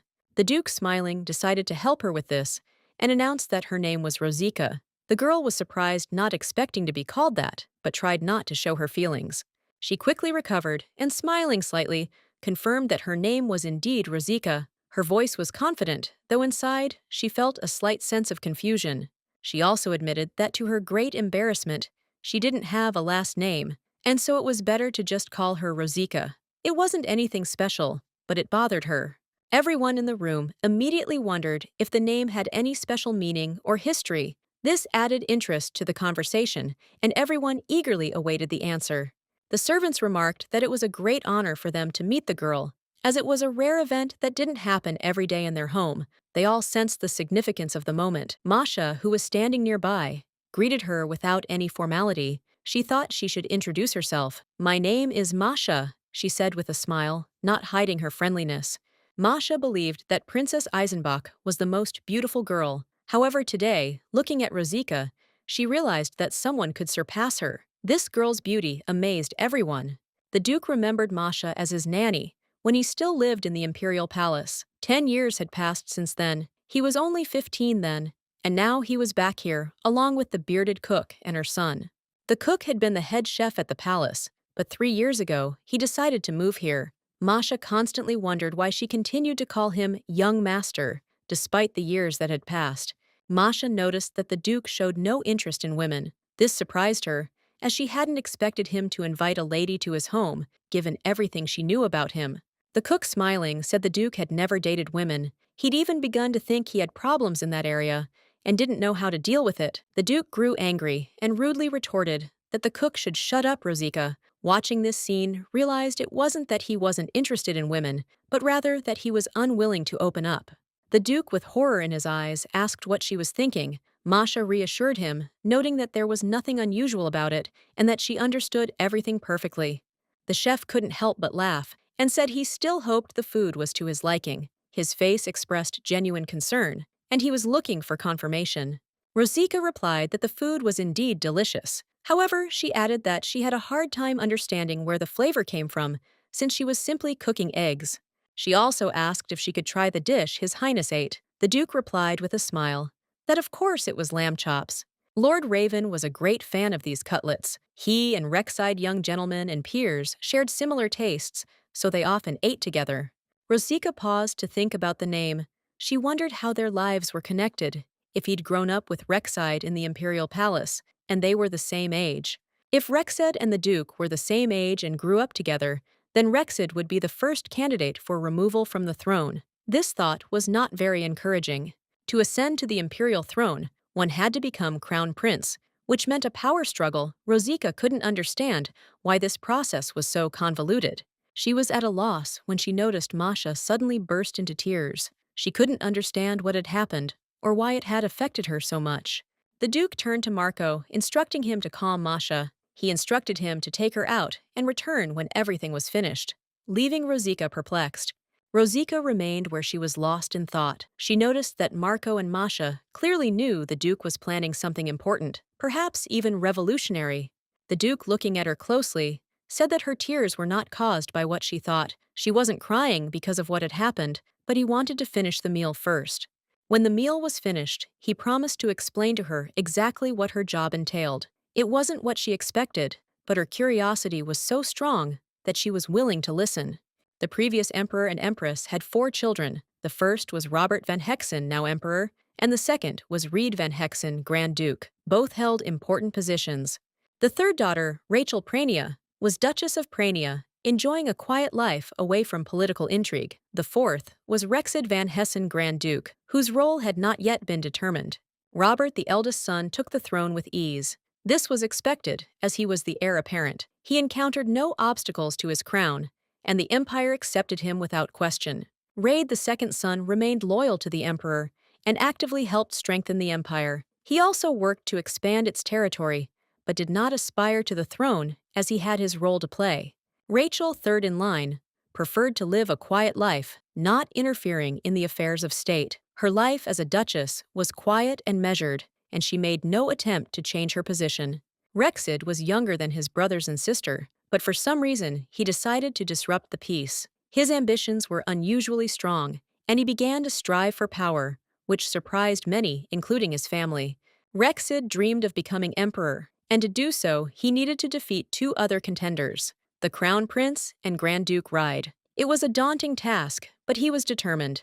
However, the situation wasn't hopeless. The Grand Duke of Ride could be persuaded to abandon his claims if offered something in return, but this would require skillful manipulation. Ideally, Rexide hoped to avoid bloodshed and wanted Ride to voluntarily renounce his ambitions. He believed this would be the purest and most effective path to power. The Duke, however, was certain the task would be difficult even for her. He noted that Rexide was too ambitious to simply give up, and that it would take more to achieve his goal. The thing was, Rexid didn't just want to take the throne. He dreamed of getting rid of the emperor and his family. His ambitions went far beyond a mere power struggle. However, the biggest problem remained the Crown Prince, who wasn't prepared to simply give up his position. The prince had the support of the people, and if Rexid decided to act, he would have to decide what to do with him. The girl immediately realized that in this case, certain precautions would need to be taken. For example, she could have seriously injured him, but fortunately, there was no need for that. She entered the room and immediately felt how cold it was. There was an unusual chill in the air, immediately felt on her skin. The temperature in the room was maintained by magical stones that artificially lowered the heat, creating an unpleasant coolness for the body. The air also carried the distinctive scent of parsia, a substance used to prevent animal carcasses from rotting. It was typical of such places. She turned to the Duke, asking if she had understood him correctly. He had just said that he didn't think it necessary to kill the Crown Prince. She wondered if that was truly true. The Duke removed the blanket from the bed, revealing the very same Crown Prince, who he explained was already dead. This all made it clear that no further action was required. He confirmed that this was all because the Crown Prince was indeed dead. He explained that the question of his murder was no longer relevant since he was no longer alive. They were both about the same age, and ever since he arrived at the palace, their lives had been intimately intertwined. Until then, they had relied on each other and shared much. He was a spoiled, soft child who saw him as his best friend, unaware that the Duke was hiding his true intentions and claws. The Crown Prince often traveled to Drax to meet him. These trips became a habit for him, and each time he sought out new experiences. And this time was no exception. He arrived deciding that this was finally the chance he'd been waiting for. It was a momentous occasion for him. The girl understood exactly what he meant, but she became curious as to why he was lying. What was the Duke hiding that he had chosen to say that way? When she looked at him closely, she noticed that they really did look alike. The prince was intrigued by her impressions and asked what she thought of this resemblance. Rosica spent her entire life as a criminal, accustomed to cruelty and not considering it anything special. She was ready to reduce the emperor's killer to nothing and not feel the slightest regret or guilt. The Duke was certain the girl feared him, that her fears were forcing her to submit. He saw something similar in her eyes, but he lacked the confidence to understand her true feelings. However, the girl insisted that this wasn't true. She felt no fear of him, but the Duke confidently declared that it seemed she had finally realized that he could be trusted, or at least feared. When a deranged killer kidnapped her at the point of a knife to her friend's throat, Rosica found herself completely helpless. But her friend was innocent, and his life hung in the balance, and she could do nothing. She tried to object, asking for a chance to explain. However, the Duke merely apologized politely and said she couldn't escape that she needed to understand and accept this harsh reality. Rosica was still trying to say something, but despite her efforts, no one listened to her words. She felt almost helpless, realizing that the time for conversation had long since passed. She turned to the Duke asking him, does he really want her to be afraid of him? Isn't he worried that she simply won't believe him and will perceive his words as empty threats? Or perhaps his concern was that she didn't trust him from the start, and he was afraid in advance that her attitude towards him wouldn't change, that she would keep her distance. Come to think of it, she'd seen the Duke deceive others more than once. His sly glances and false words were familiar to her, She could tell exactly when he was telling the truth and when he was merely concealing his intentions. Rosica became a fraud not because her life was too hard, but because it was easier and more profitable for her to use her talents for deception and manipulation than to work honestly. From birth, she possessed a hidden ability that allowed her to sense people perfectly. She could instantly decipher their personality type and understand the kind of person hidden behind their appearance. Rosica had long since realized what the Duke was like, and if she was mistaken, it was only in one thing. She thought he yearned to become emperor. But as it turned out, his ambitions were quite different, and she had been mistaken in her assessment. The Duke sighed heavily and asked again if she could repeat what she had just said. He was clearly unsure he had understood her words correctly and needed clarification. The girl noted that perhaps her words weren't precise enough. He didn't want to become emperor as she had initially thought. In fact, his goal was revenge, and that was more important to him. The Duke laughed at her words and remarked that it was quite an interesting guess. He couldn't help but ask who she thought he might want to avenge. After all, it was already becoming curious. She replied that he probably desired revenge on the crown prince. The Duke paused and asked why she had decided so. He couldn't understand what could have led to such a thought. He explained that if his goal was the throne, it would be logical to kill the crown prince, since he was his main rival. Therefore, his interest in revenge struck her as odd, as if he wanted something else. The girl couldn't understand why he continued this pointless conversation, as if trying to confuse her. Her patience was wearing thin, and she noted with surprise that his logic was becoming increasingly irritating. The girl responded with restraint that it could be compared to a situation where a buyer inspects an item before paying for it. She believed that when dealing with people, it was important to be cautious and evaluate them carefully. The Duke tried to justify himself, saying he hadn't meant anything of the sort, but the girl cut him off, explaining that when she meets someone, she immediately sizes them up to determine how trustworthy they are. And it's important to remember that every person is driven by some kind of desire, and at some point, it becomes stronger than reason. Even the most rational person can succumb to this temptation. If a person has a desire to win and be manipulated, their reason may prove weaker than that desire. This is a rather dangerous situation, as the person may act contrary to their common sense. And the lowest level is when a person is so weak that they are unable to resist their desires. They easily succumb to temptation, even if it clearly leads to error or downfall. Even though the main character is used to deceiving everyone, without exception, there is one line she never crosses. This is her personal boundary, and she is not prepared to trifle with it. This point remains immutable for her. When the Duke asked what she was talking about, she explained that those who trust people despite their cruelty and treachery become easy prey even for those who aren't professional con artists. That's her point. Simply put, she doesn't deceive simpletons. She will only choose those who believe in good intentions if they have long since sold their conscience, betraying their own principles and morals. The situation has developed in such a way that even she is beginning to feel a sense of guilt she's never experienced before. This feeling seems strange and frightening to her, especially given her attitude toward people, even those in high positions. Rexid's personality is characterized by incredible kindness. He is always ready to show compassion, no matter the circumstances. The Duke, hearing her words, asked if she appreciated him, having known him for only a few days. She replied that this time was quite enough for her. Everything became clear when she looked at his actions, especially the way he treated her, a criminal sentenced to death. That was her answer. Rexid is truly a person who is infinitely kind to his people, yet capable of acting without hesitation when it comes to protecting those he trusts. He is prepared to take decisive action if it means something to those he cares about. Moreover, he believes he can always count on those around him. Although he recognizes that he easily trusts people, he continues to do so, relying on his intuition and desire to believe in the good.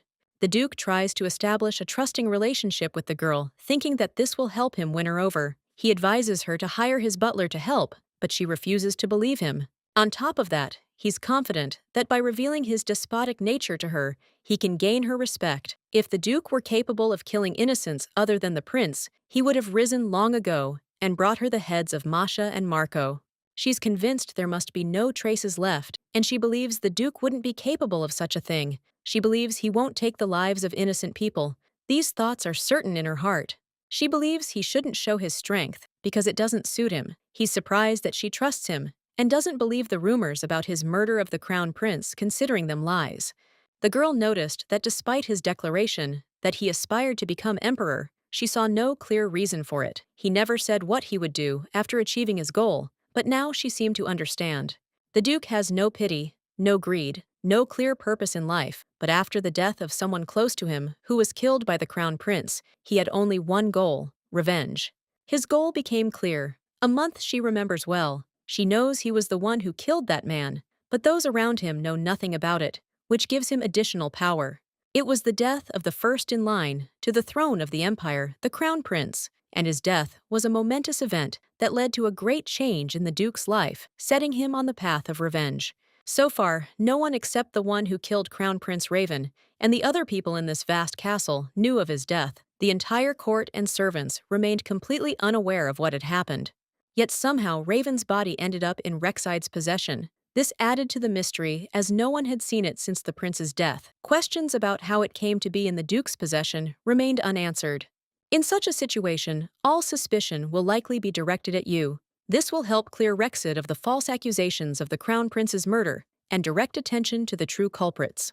After all, this was precisely the task Rexide had entrusted to her from the very beginning. He knew she could handle it, and he hoped her actions would help prove his innocence. He lived quietly, remaining in the shadows. As the palace was concerned his actions would damage the family's image, he was then ordered to a distant border as punishment for his actions. He lived a quiet life, doing his utmost to preserve the imperial family's clear name. However, when he returned, tragedy awaited him: the death of his best friend, the crown prince, and a murder charge. Rosica will face grave problems if he is accused of murder and executed before he can become emperor. In that case, all his efforts will be in vain and his fate will be sealed. She noticed that his life was in danger and asked if he understood what she was saying. Her words were loaded with meaning, but she hoped he would understand the gravity of the situation. She tried to reassure him, telling him not to worry. She was confident that everything would be fine, despite all the difficulties, and he still had a chance to make things right. The Duke was surprised and looked at her with obvious bewilderment. He hadn't expected this from her, though she was always confident in her actions. Her words put him in a difficult position. But the girl simply said that she always earns her keep, and in that moment she demonstrated her determination and confidence that she can handle any situation. As the girl walked down the corridor, Owen grabbed her and asked who she was. His gaze was wary, trying to figure out who dared to walk so calmly through the palace. He demanded an explanation for how she ended up in these corridors, all the while holding her at risk. He was prepared to take action to learn everything about her until he got the information he needed. The girl was surprised when she saw the butler. She hadn't expected to find him in such a state, but she remained calm. The situation was difficult, and she needed to be prepared. The Duke, seeing this scene, was also perplexed. He looked at the butler with obvious confusion, not understanding why he was acting this way. His voice took on a harsh tone as he shouted at the servant. Owen tried to justify himself, claiming there had been a mistake. The Duke approached the girl and asked if she was okay, trying to figure out what was going on. The girl said everything was fine and noted that the Duke was genuinely worried about her. He was always so attentive and caring, and her calm couldn't help but reassure him. The butler noted that the Duke couldn't simply dismiss someone who had so unexpectedly burst into his room early in the morning. Of course, he couldn't remain indifferent. It was too strange. The Duke was about to strike the butler for his words, but he simply sighed and smiled, as if it were all unimportant. He was prepared for any consequences and didn't perceive the situation as a threat. The butler apologized, explaining that it had all been an instinctive reaction. He sincerely regretted his actions and hoped the girl hadn't been offended. It had been an accidental misunderstanding. The lady said everything was fine, as it was a perfectly obvious reaction, something one would expect from anyone in a similar situation. There were no hard feelings or complaints. Everything was normal and solvable. When he was studying at the assassin school, the most dangerous assassins were on the girl's person. They were all so fragile and beautiful that their abilities made even the most experienced people afraid. The girl asked again, referring to a hired killer, and he confirmed that was exactly what he had in mind. He even recalled those people who slept with a knife under their pillow, but they were all powerless against his classmates. He assumed she found it surprising too, so he distrusted beautiful women. Despite their appearance, his experience taught him to be cautious and not to trust outward signs, even if they could be deceiving. The Viper said she'd always known he was an extraordinary man. His past was truly grand and full of dangers, which couldn't help but leave an impression. The butler was amazed that such a beautiful stranger had ended up in His Majesty's castle. He thought she might forgive him, but she replied that he should have been praised for his insight. She wasn't offended, and his actions seemed entirely justified to her. His Highness's life had become hers, and she hoped the Duke would continue to care for him in the future, maintaining his care and attention. However, she felt no need to worry about that. The butler apologized for the rudeness of his questions, but he wanted to make sure the person before him was genuine. The Duke approached and confirmed that this was indeed the man they had been expecting. He'd already checked this information. The girl admitted she'd thought her cheeks would be torn off by such a misunderstanding, but it turned out everything was fine. It was a pleasant surprise for her. The Duke asked again if she had any enemies, and if anyone might be displeased with her actions. He wanted to make sure she was not in danger, knowing she might have encountered danger. The girl answered this question with a grin. It was a truly stupid question, given her background in the world of fraud. She could name so many enemies she wouldn't have enough on her fingers. The girl noticed that this was true, but still asked why he was asking such questions. The Duke replied that it was necessary to prevent any threats and kill them before they could take her life. She couldn't understand the source of this sudden aggression. She knew him as a man who wasn't so cruel as to solve problems by killing, especially indiscriminately. It seemed strange. She reminded him again that only the victims of her deception could displease her, but that didn't matter to the Duke. He wanted her to talk, and he learned a great deal about her past, which greatly changed his perception of her. The Duke was certain this wasn't her first time in such a situation. He saw the experience in her eyes, which suggested she'd faced danger many times before. The girl asked him why he was so sure, and he replied that he was convinced by the expression on her face when the knife was held to her throat. That expression spoke for itself. It didn't resemble the face of a confused person. It was as if she'd experienced the shock of imminent death many times, and it showed. She smiled slightly, realizing that her behavior had triggered such thoughts. She truly had been shocked by many deaths. She admitted that she had in fact died this way more than once, whatever that meant. The fear and pain of death were familiar to her, and it was part of her past. She said she was safe now, and they didn't have to worry. Those who had threatened her life were no longer alive, and no one knew her true identity anymore. From that day on, they became her only protection. 4 people, including the Duke, were now her protectors. With these 4, there was no need to worry about her safety, as they were ready to deal with any threat. Viper, or Razika, knew she had a tough job ahead of her to complete the task assigned to her. She didn't even have a day to complete it, but she was ready for it. One of the men, noticing her wound, asked how she was feeling and offered to go to his room to treat it. He promised to help with the treatment, concerned about her health. He knew how to treat simple injuries, but the girl steadfastly refused his help. She was confident she could handle such a wound on her own, without needing outside assistance. After thanking him for his concern, Viper left his room and headed to her own quarters. She preferred to leave all her troubles behind and return to her familiar world.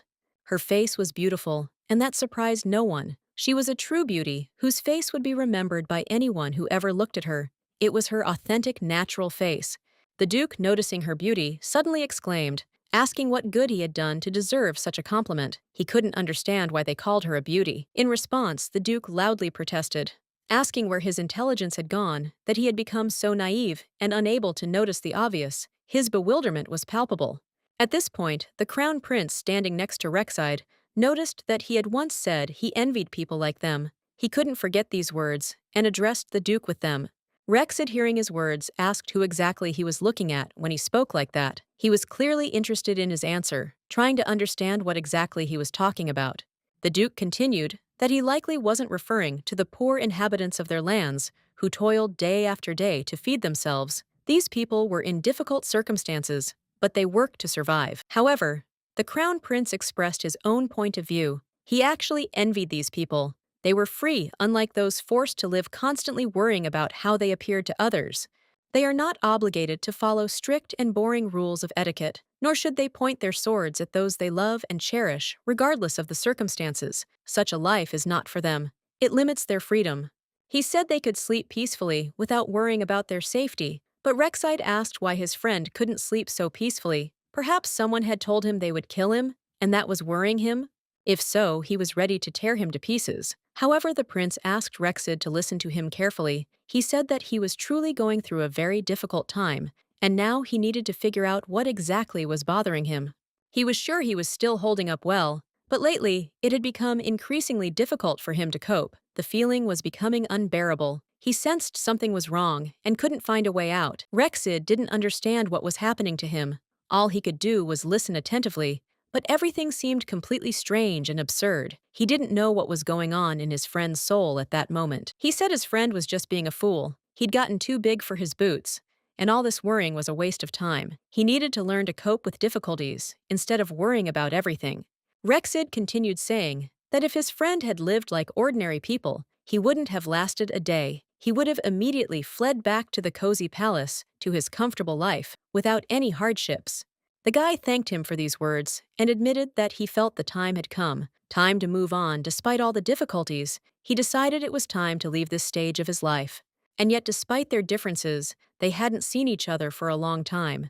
And when they did meet, their hearts felt lighter. Sometimes it's these encounters that help you see life from a different perspective, even if only temporarily. If only he had a slightly more gentle and patient nature, perhaps then his life would have been easier, and he could have more quickly rid himself of the inner burdens that weighed so heavily on him.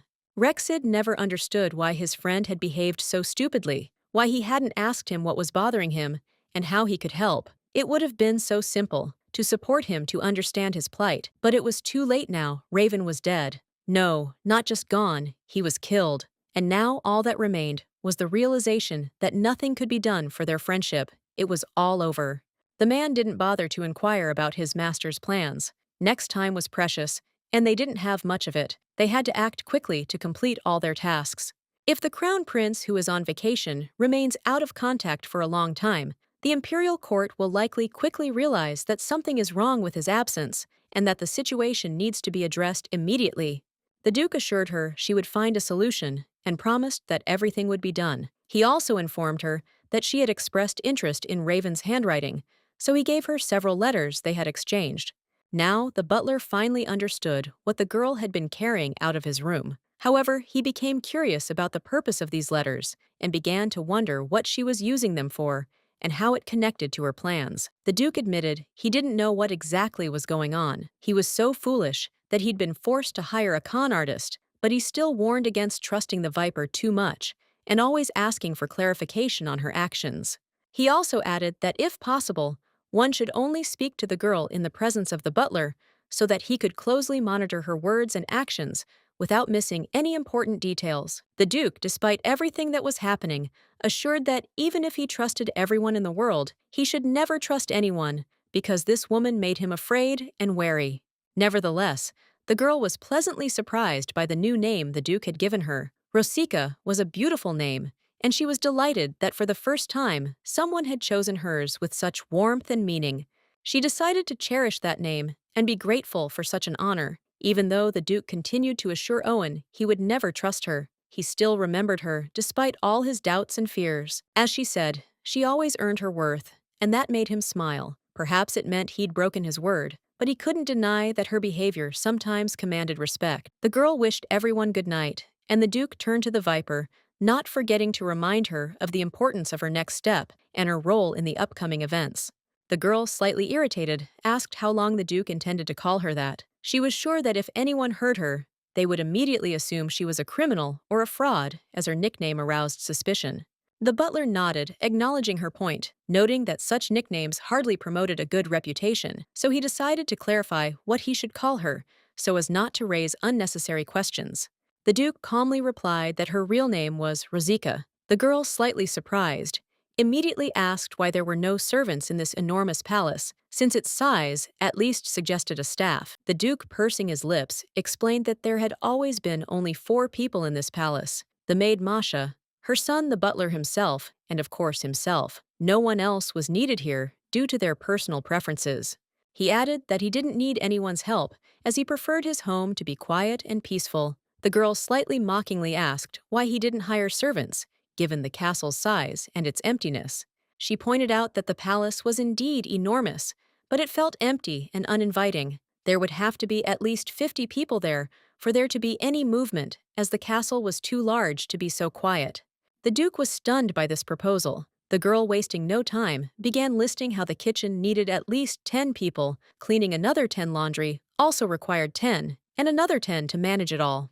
The butler, a little embarrassed, tried to explain that the palace was indeed large, but not so large as to require such a massive amount of service. He reminded the guests that the Duke, as always, disliked crowds and could not stand noise. However, the Duke, without losing patience, interrupted him. He ordered that everything be done according to the girl's suggestion. The remaining 10 servants were to be chosen from the lower nobility, and servants for more important duties were also to be selected. She wanted him to somehow achieve a title that suited her. That was her plan, but she was sure it would take time and effort. She hoped he would understand her intentions. There's nothing to be done. She has a lot of work to do to make His Majesty a true emperor. She can't remain in the shadows forever. Eventually, she'll need to step forward to take control. To do this, she needs the necessary authority to decide important issues and pave the way forward. Dvoretsky was curious and asked her what specifically she intended to do, what required such authority and effort. The girl replied that she hadn't decided on this matter yet and needed more time to think it over. This was an important step, and she couldn't make a hasty decision without thinking through all the details. After all, she'd been working with a back-alley thug, and now it seemed she'd be working with the man who would become emperor. He thought she could quickly formulate a plan, but she wasn't so sure. She was always suspicious, and that was her main quality.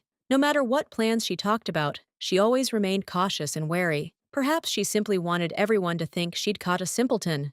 He heard that she had taken His Majesty's letters yesterday. This prompted him to ask how she intended to use these documents and what exactly she planned to do with them in the future. The girl replied sarcastically that if he continued talking to her so much, she'd soon experience indigestion. She wasn't in the mood for long conversations, especially when they were starting to bore her. The gentleman remarked that she was right. He really was chatty today, like a parrot. This was clearly uncharacteristic of him, and it was probably worth giving her some peace and quiet so she could get on with her business. The Duke declared that they were back at the table and that he did not need to finish his meal right now because he could always ask his questions later at another time when it would be more convenient for everyone. But the girl, without losing her composure, replied that if he was so interested, he could come to her later when she was in her room. Then he could find out everything that was bothering him. The butler was silent for a moment, pondering her words. Then he said he understood her perfectly and agreed with the proposal. There was a hint of thoughtfulness in his tone. He noted that a lot of money had been spent on her, and therefore every detail needed to be carefully checked. He couldn't just trust her, suspecting she might be hiding something important. The butler headed for her room, anticipating what awaited him there. When he entered, the girl was already lying on the bed, giving him away in her own way, once again demonstrating her composure. He thought her behavior might be a result of the recent knife incident. Perhaps she was upset, or perhaps she was doing all this on purpose to provoke a reaction or confuse him. Rosika smiled and suddenly said, "You said you were an assassin." Her words were spoken with a hint of sarcasm, but there was a hint of interest in them, as if she were trying to understand him better. He replied with pride that he could handle any situation quickly and intelligently, and that his speech was always well structured. He considered his dexterity an important quality in life. The butler, slightly surprised by her remark, decided to take it as a compliment. Then the girl, noticing his reaction, raised her head slightly and looked at him with a slight challenge in her eyes. The next moment, she asked him about his height, and he replied that he was 182 centimeters. Then came the unexpected question, "What about your weight?" He couldn't understand why she needed this information. The girl continued, noting that if he wanted to look perfect, he needed to lose another 3 kilograms or so. Her words were spoken with a hint of irony, but with a clear interest in his appearance.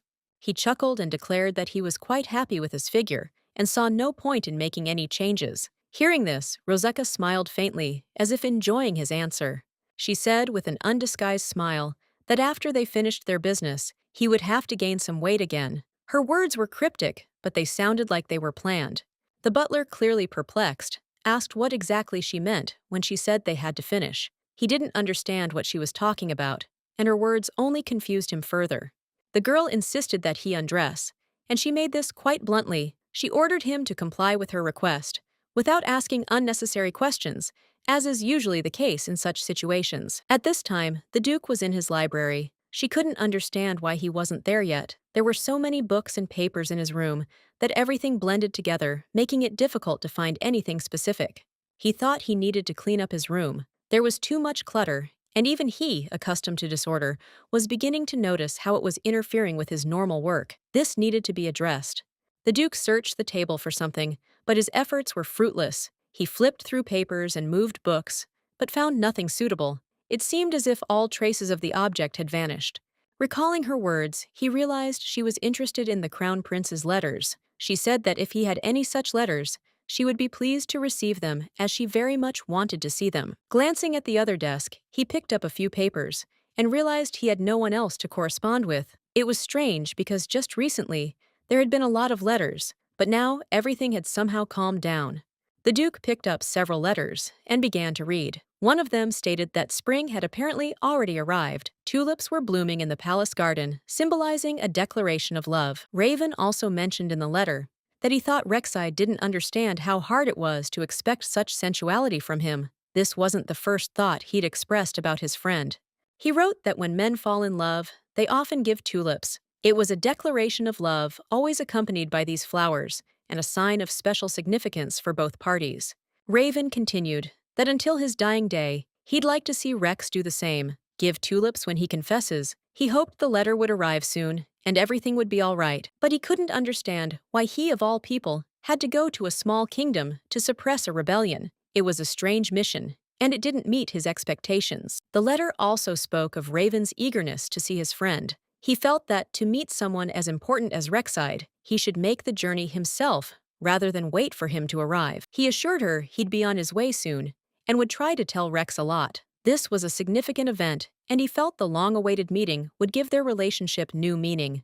Raven also asked how Rex was doing. He sincerely hoped he was okay, as not only his own fate, but the fate of many others depended on it. In his final letter, he shared his thoughts on age. He wrote that the older he grew, the more confused he became about his feelings. The world around him seemed to be changing, and this greatly troubled him.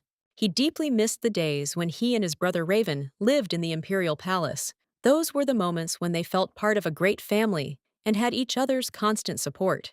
During those times, he often asked Rex how he was coping with the responsibilities he'd taken on. This was important to both of them, as every day at the palace was filled with events and responsibilities. But over time, the Duke began to experience strange moments. He began hallucinating, as if his brother were nearby, writing him letters, telling him of his suffering and difficulties.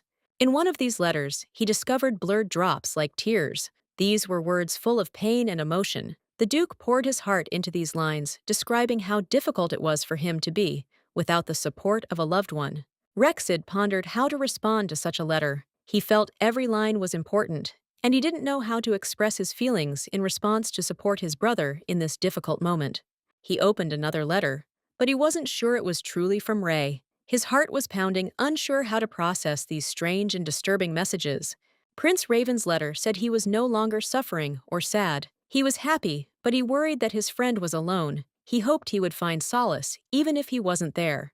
The Duke was utterly horrified as he read the letter. It said his friend shouldn't grieve his death for long, because Raven wished him happiness and wanted him to live a full life. The prince asked his friend to be happy for the next 2 days, until they met again. These words were so eloquent that the Duke couldn't help but wonder what was really going on. Rexid was certain this letter was written by his brother Raven. He knew his handwriting and style. The feelings expressed in the letter were too familiar to be a mistake. He was absolutely certain these words came from Raven. It was impossible to imagine anyone else writing with such sincerity and such deep emotion. At that moment, the door swung open, and Rosika walked in. She was shocked by what she saw, and her face reflected unimaginable amazement when she saw the letter. She immediately turned to His Highness, and noticing the expression on his face, realized something important had happened. Rosika was shocked by everything that was happening. Rexide turned to face her, his expression filled with fear. He was clearly frightened. It was clear he was worried and unsure how to react to everything happening around him. He asked her with concern how she had managed to obtain this letter. He couldn't understand how she could have ended up in this place, and how it was possible that she was holding such important words in her hands. He begged Rosika to tell him how and when she received this letter. His eyes were filled with fear, because hidden within these lines were the answers to questions he couldn't find himself. Rexid persisted, asking her to explain her connection to the letter. His voice was thick with worry, desperate for clarification. Rosica glanced at the letter, and the butler remarked that she was truly incredible. He couldn't understand how she had gotten herself into this situation, or what she was going to do about it. She turned to the butler and asked him to give her a minute. She felt she needed a little time to process everything that had happened and decide what to do next. The butler, for his part, believed the letter needed to be sent to the imperial palace as quickly as possible. He understood the importance of this message, but he didn't know what was actually about to happen. He was surprised that Rexide was here in this place, but he was even more surprised that the gentleman looked more tense and agitated than ever before. The butler couldn't understand why Rexide had such a tense look. He sensed something important and alarming was about to happen, but he didn't know what it was. Rosica sighed heavily, and the butler suddenly remembered something important. He began to suspect that this moment could be decisive in the fate of everyone involved in this strange affair. The butler, with some excitement, said that the gentleman must definitely take a look at this letter, as it was simply astonishing. He couldn't figure out exactly where it came from, but the impression it made was powerful. The butler also looked closely at himself in the mirror, and was surprised he hadn't expected such a reaction. But strangely enough, the Duke suddenly approached him and hugged him tightly, which puzzled him even more. The Duke continued to think it was a chance, a possibility, that the Crown Prince had truly returned, even though everyone around him knew it was almost impossible. But apparently, he was so confident that he believed in a miracle. However, despite all his doubts, the Duke was more willing to believe in a miracle than to seek a rational explanation for what was happening. He was convinced that this was precisely the moment when the incredible became reality. He casually addressed the butler as Raven, but the butler smiled and said that wasn't true. He wasn't His Highness, and he couldn't accept such an address, despite the strangeness of the situation. A female voice suddenly spoke from behind, and the girl standing there declared that it was indeed not the Crown Prince. She was certain of her assertion, and clearly had no intention of letting the Duke be mistaken.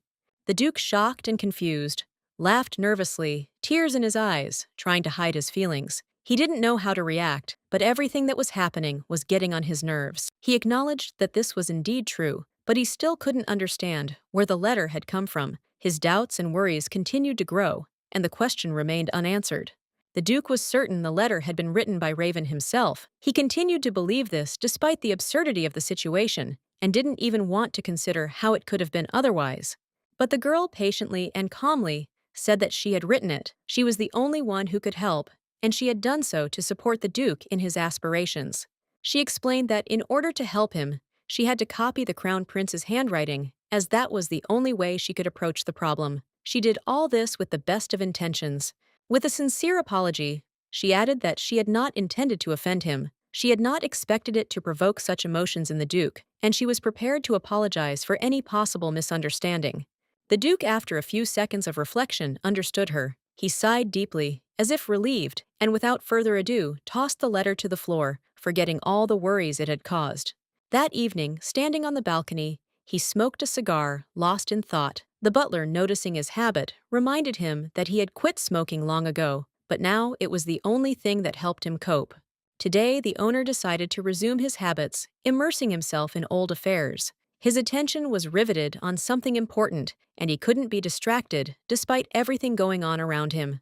The butler, observing his behavior, couldn't resist asking what had prompted her to write such a letter. He realized it had come as a great surprise to him, almost a shock. She admitted that she now regrets this action. At the time, she wanted to see if she could forge handwriting so skillfully as to deceive even His Majesty himself. Looking back now, she realized it had been an unnecessary action. At the time, she hadn't imagined that it would all be beyond her control and become such a crucial part of events. She and the Crown Prince were born in the same year in the Imperial Palace and spent their entire childhood together, socializing, playing, and exploring the world. This brought them closer together, and they became inseparable friends from a very early age.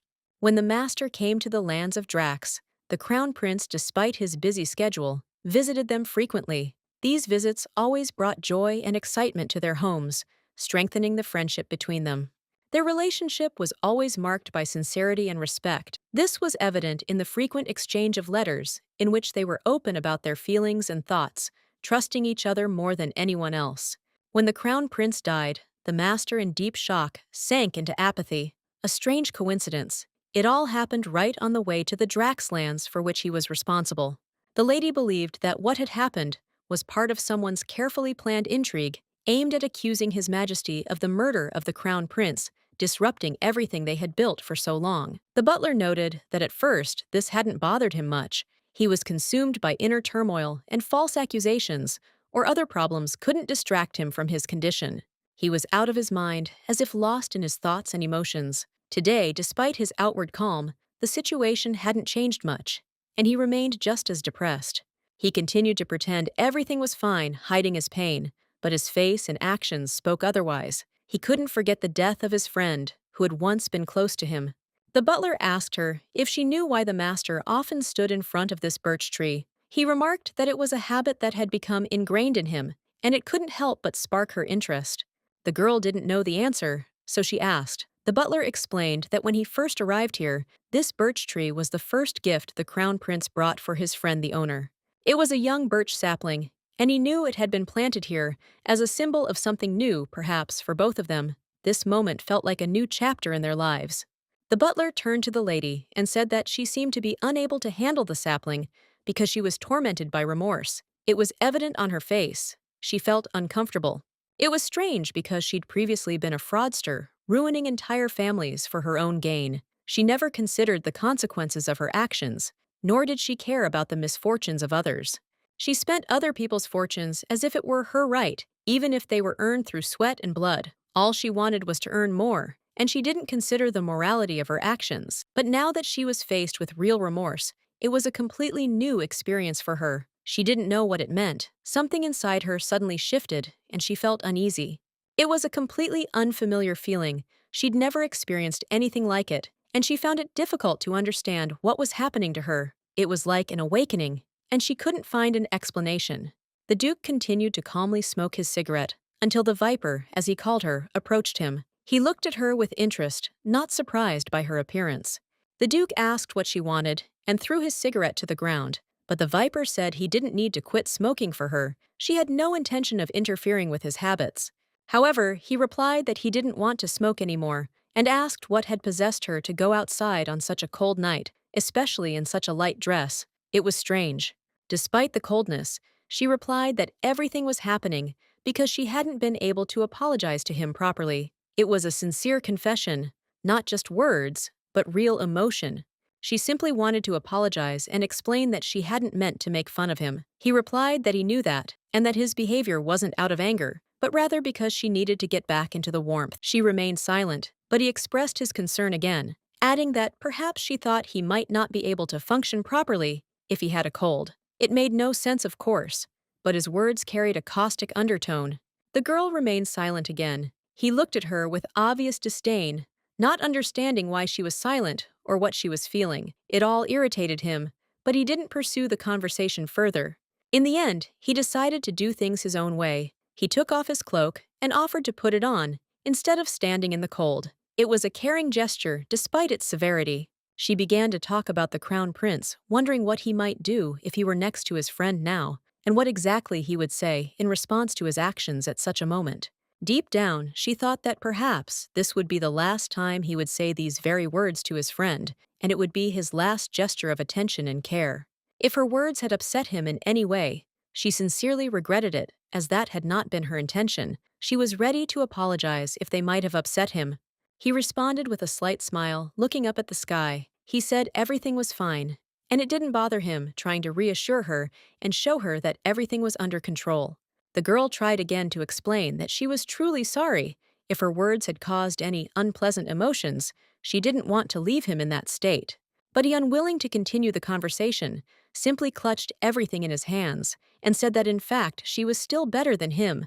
These words sounded without unnecessary emotion, as if detached.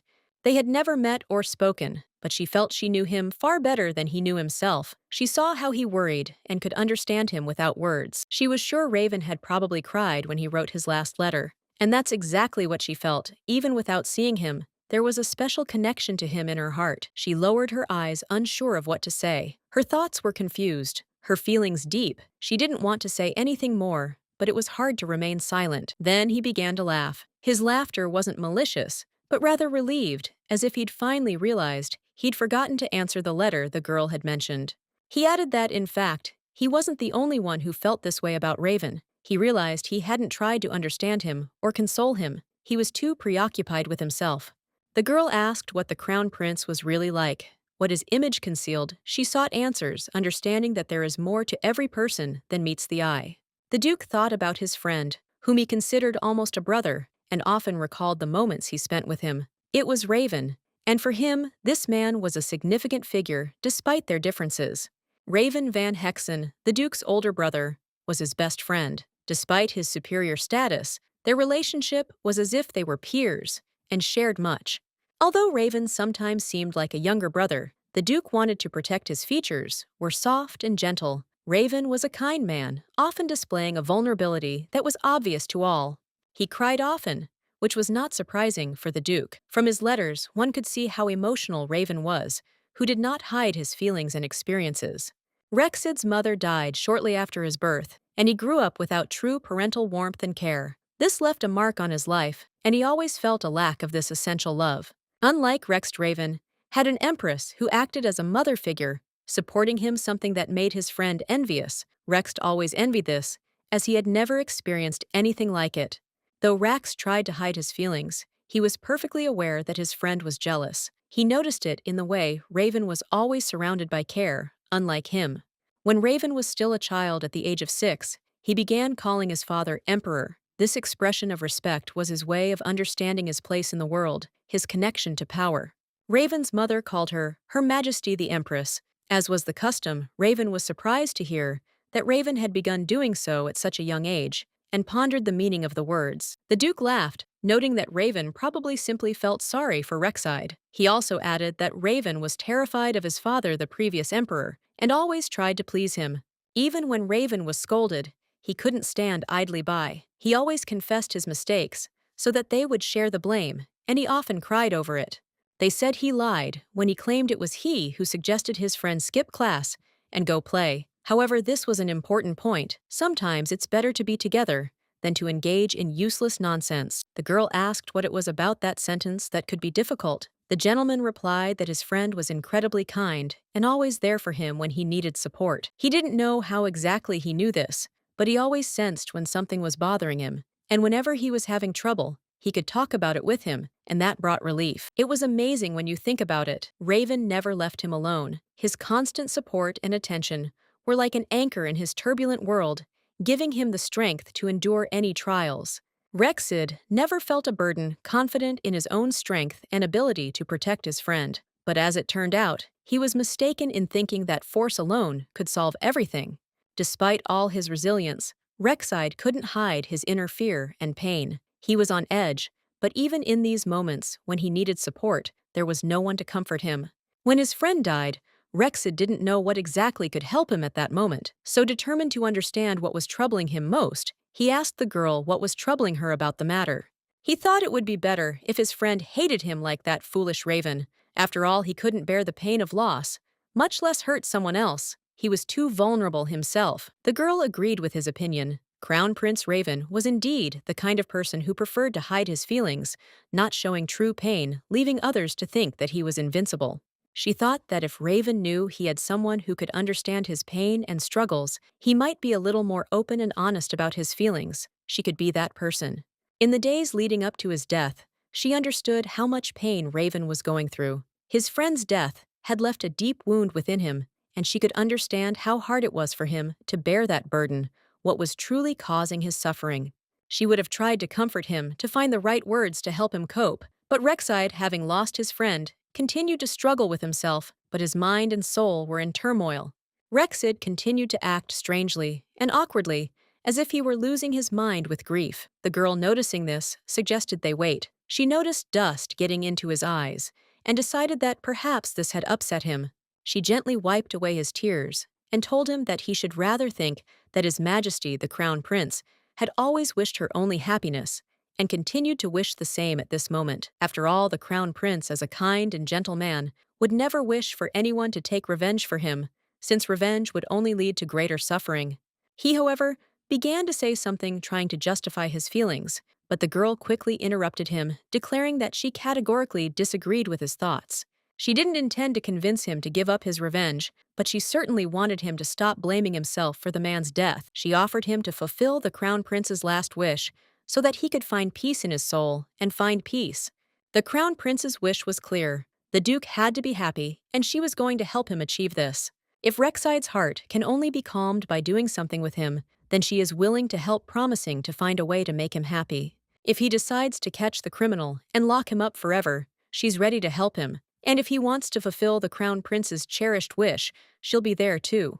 This is precisely why she was by his side. There is nothing she wouldn't do to achieve his goal. Lady Rasika has been given the title typically accorded to Duke Drax's immediate family. It is that of princess, and she will be first in line to succeed the head of the Drax family. Initially, the title was intended to go to either the duke's sister or his daughter, but fate decreed otherwise. This was an unexpected turn of events, as other family members were awaiting the choice. However, Duke Rexide himself, known for his decisiveness, declared that he would do as he decided, and although the girl objected, he couldn't understand why she was so opposed to this decision. For the Duke, this decision made no sense, as he didn't think it would have any impact on the girl. After all, after she helped him become emperor, she might have to return to her former work. He guessed there was another reason for her displeasure, but she still said that it all seemed too strange to her. She couldn't understand how a new successor had suddenly appeared, and it all seemed incredibly confusing, especially since the chosen candidate was someone who spent most of the year on the battlefield. And what's more, she wasn't a man but a woman. This seemed completely absurd, and her background in general seemed dubious. This decision raised many questions, as it left everyone wondering what exactly Duke Rexide was planning. But in his eyes, appointing a woman as his heir was a logical step. The whole world knew the Duke had no interest in marriage, but not in the imperial palace where its own rules and dogmas reigned. This fact was well known among the nobility, but remained a secret to most. It's no surprise that the Duke not only had no interest in marriage, but even avoided it. He was considered a man who had never entered into a union, meaning he had an undisputed successor, which removed many questions. Everyone around would probably think that the owner who doesn't tolerate unnecessary fuss and prefers minimalism chose the most obvious color for her, but she believes that's exactly it. It's a logical choice. When His Majesty, a man accustomed to life on the battlefield, unexpectedly appointed a woman as his successor, it raised eyebrows. To those around him, it looked like an attempt to smooth things over and simply close the matter. The butler noted that this was entirely possible, although he believed appointing a woman as successor was too hasty. It might well suit the Archduke, who was not inclined to waste time on unnecessary reflection and details. In any case, this is the version they will be spreading to the public. John also noted that the title princess would be most appropriate for her new role, as that is precisely what she represents in their eyes.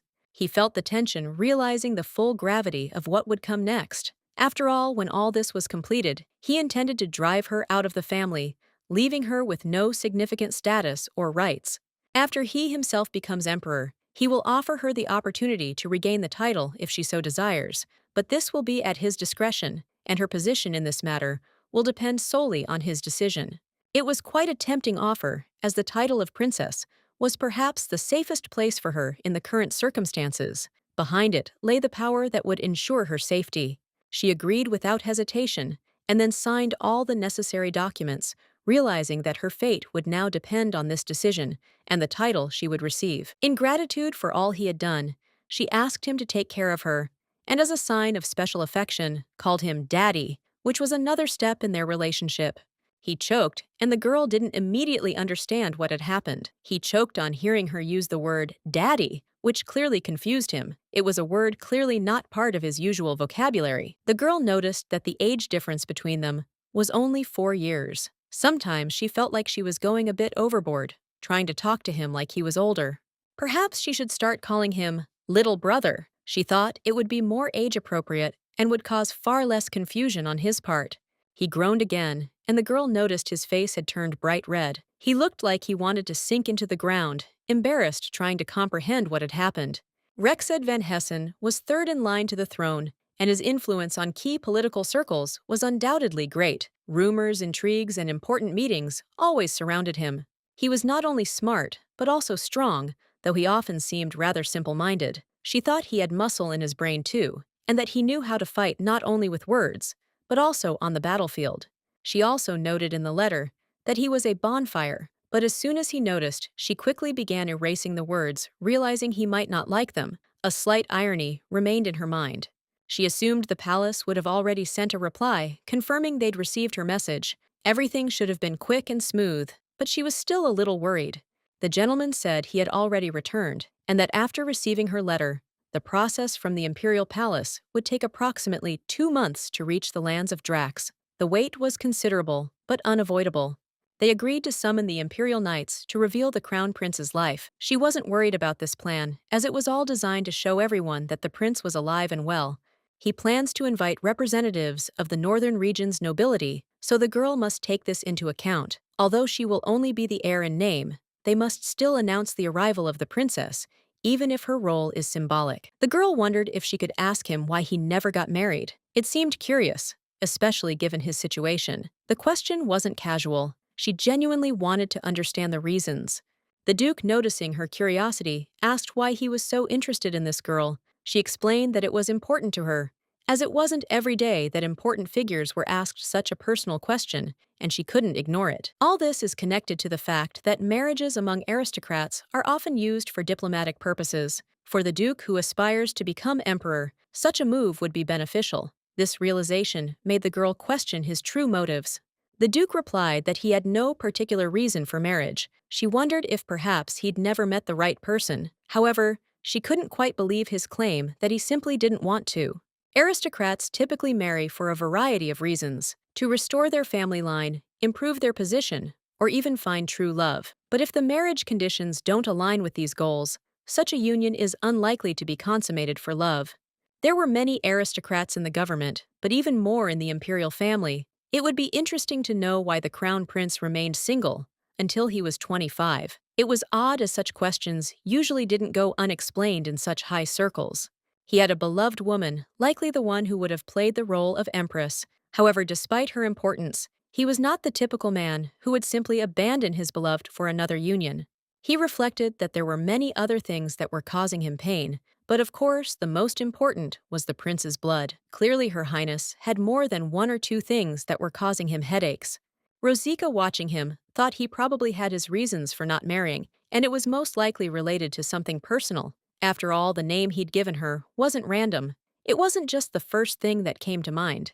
Intrigued, she decided to learn more about Rosika. He turned away and said she wasn't just a constant companion, but someone he wouldn't dare build anything serious with. She replied with a smile that he shouldn't joke, and it seemed there was a woman he was trying to keep quiet about, and her name was Rosika. Was he hiding something? Or was this just a fantasy? But he explained that things weren't as she thought. If he ever had a daughter, he'd like to name her Rosika. It was just a guess about the future, nothing more. Rosika remarked that if he'd already chosen a name for his daughter, then perhaps he wasn't so opposed to marriage. All this suggested he'd probably decide to marry someday, but right now it wasn't so important. The girl suggested that this meant that, although he was not thinking about marriage now, if someone came along who interested him, he might well make a decision and marry her in the future. To become emperor, he needed to fill the archduchess's vacancy. She asked him to throw a magnificent reception in honor of her joining the family, to make the event as festive as possible. She wanted to invite every aristocrat in the area to congratulate her. This was a moment worth celebrating, and she didn't want to miss the chance to demonstrate her importance. The young girl who had become a princess, thanks to a fortunate encounter with a duke, would now behave like a little child. She enjoyed the moment, doing what she liked, and everything that brought her joy.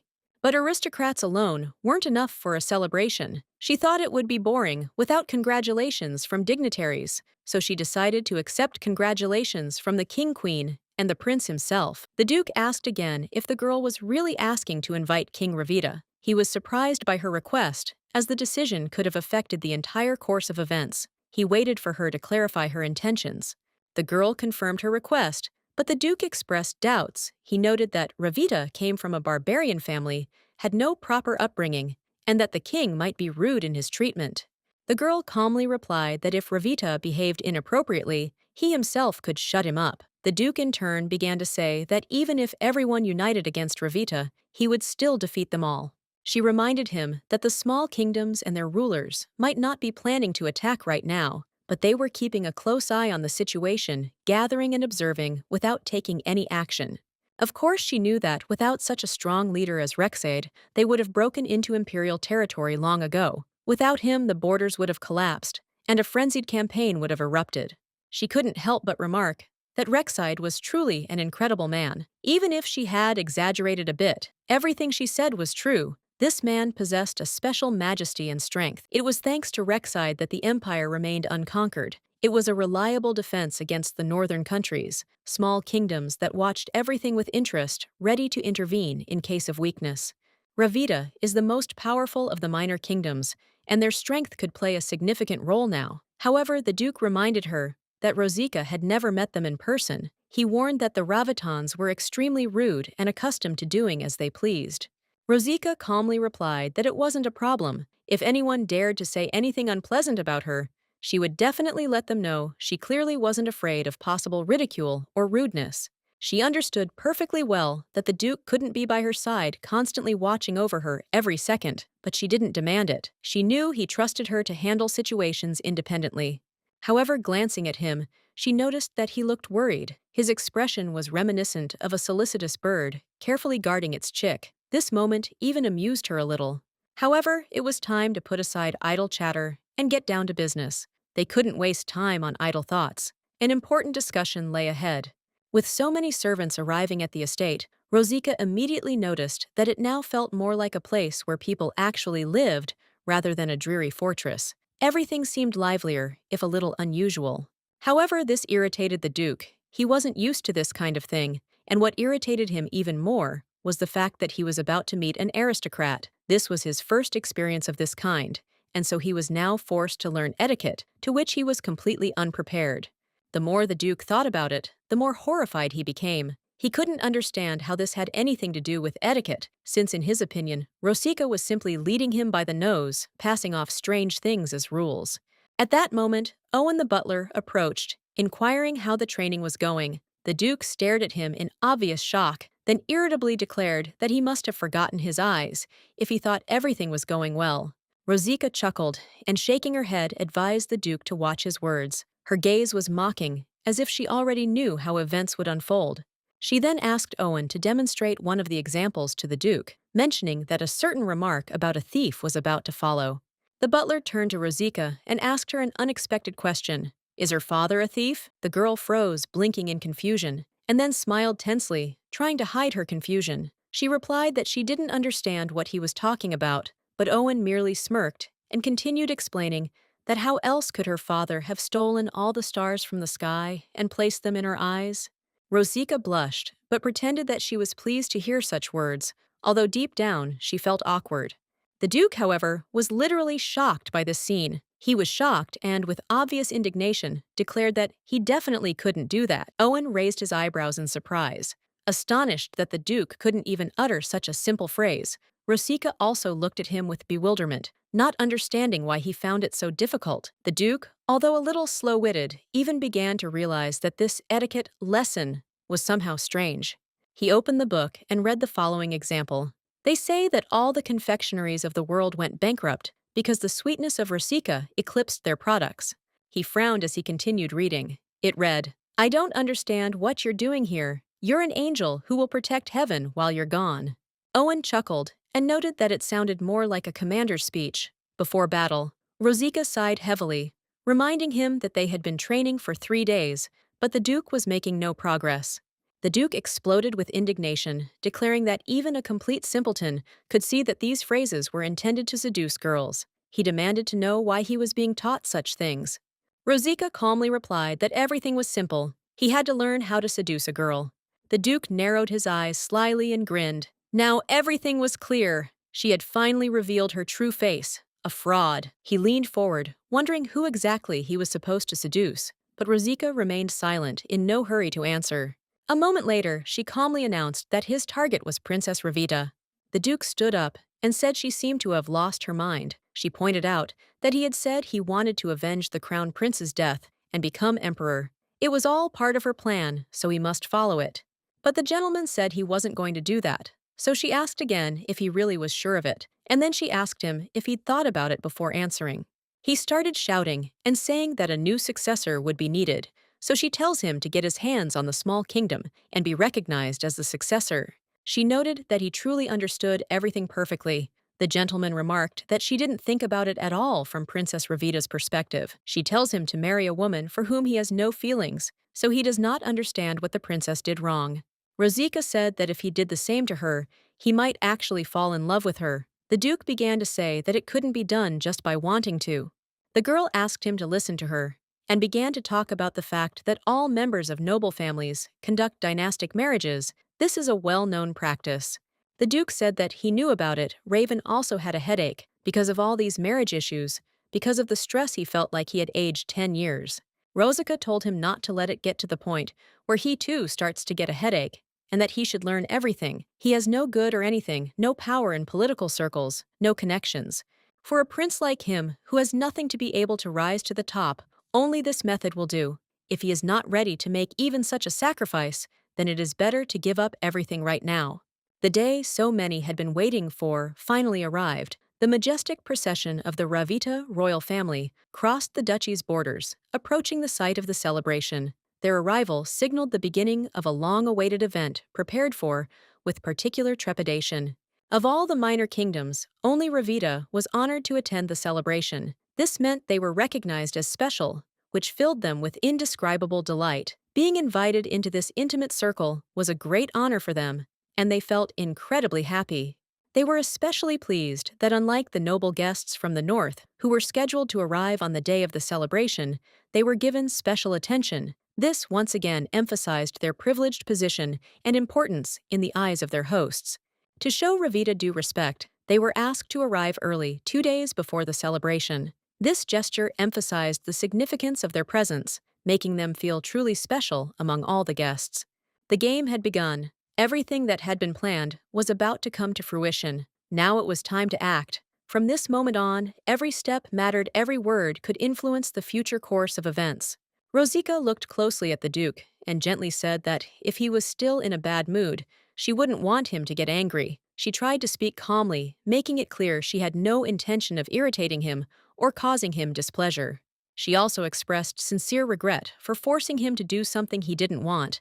It hadn't been her intention, but circumstances had dictated that she hoped he would understand her intentions correctly. However, the Duke unexpectedly admitted his guilt. He said with a slight grin that he should be the one apologizing for his behavior, as he had acted like a child. In response, the girl asked him to try again, suggesting they practice together a little while longer. The Duke agreed, though he seemed to be pondering his words. At that moment, he looked completely different, not like his usual self. He was surprisingly sweet, almost charming, and there was no denying that he was a truly attractive man.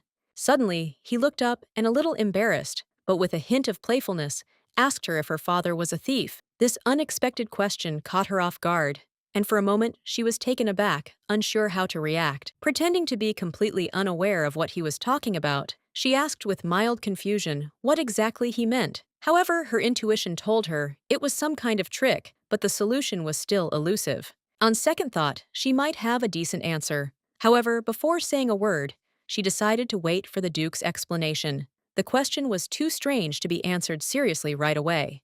The Duke hesitated for a moment, but then gathering his resolve, he finally spoke. He looked at her carefully and said that the stars, they really are all here. His voice carried genuine conviction. But Rosika still didn't understand what he was getting at, frowning. She asked him again. The Duke looked confused, but explained anyway. He was saying that her father must have stolen all the stars from the sky and placed them in her eyes. Immediately after these words, the Duke suddenly jumped up and began pacing back and forth, as if trying to hide his embarrassment. Rosika simply watched him, unsure how to react. She blushed slightly, looking at him with mild surprise. Having collected her thoughts a bit, the girl asked him to stop and hear her out. She wanted to say that his sentence hadn't sounded bad at all. Quite the contrary, there was something to it. He might not have understood it himself, but he'd delivered it quite well. No one knows what might happen in the future, so she explained to him that the most important thing was to simply do as he had learned. There was no need to obsess over details. The key was sincerity. Then everything would seem natural.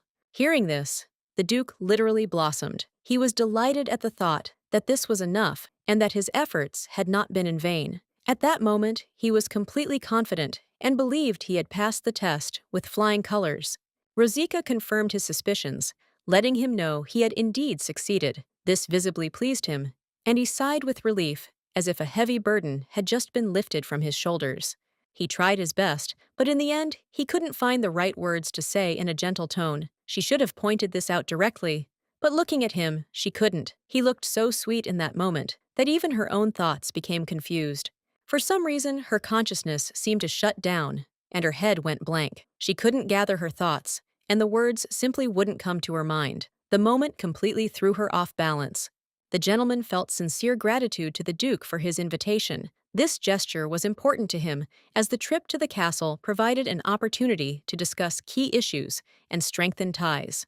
The Duke in turn was grateful that his master had taken the trouble to travel so far to Drax. He knew the journey could be tiring, but he understood its importance.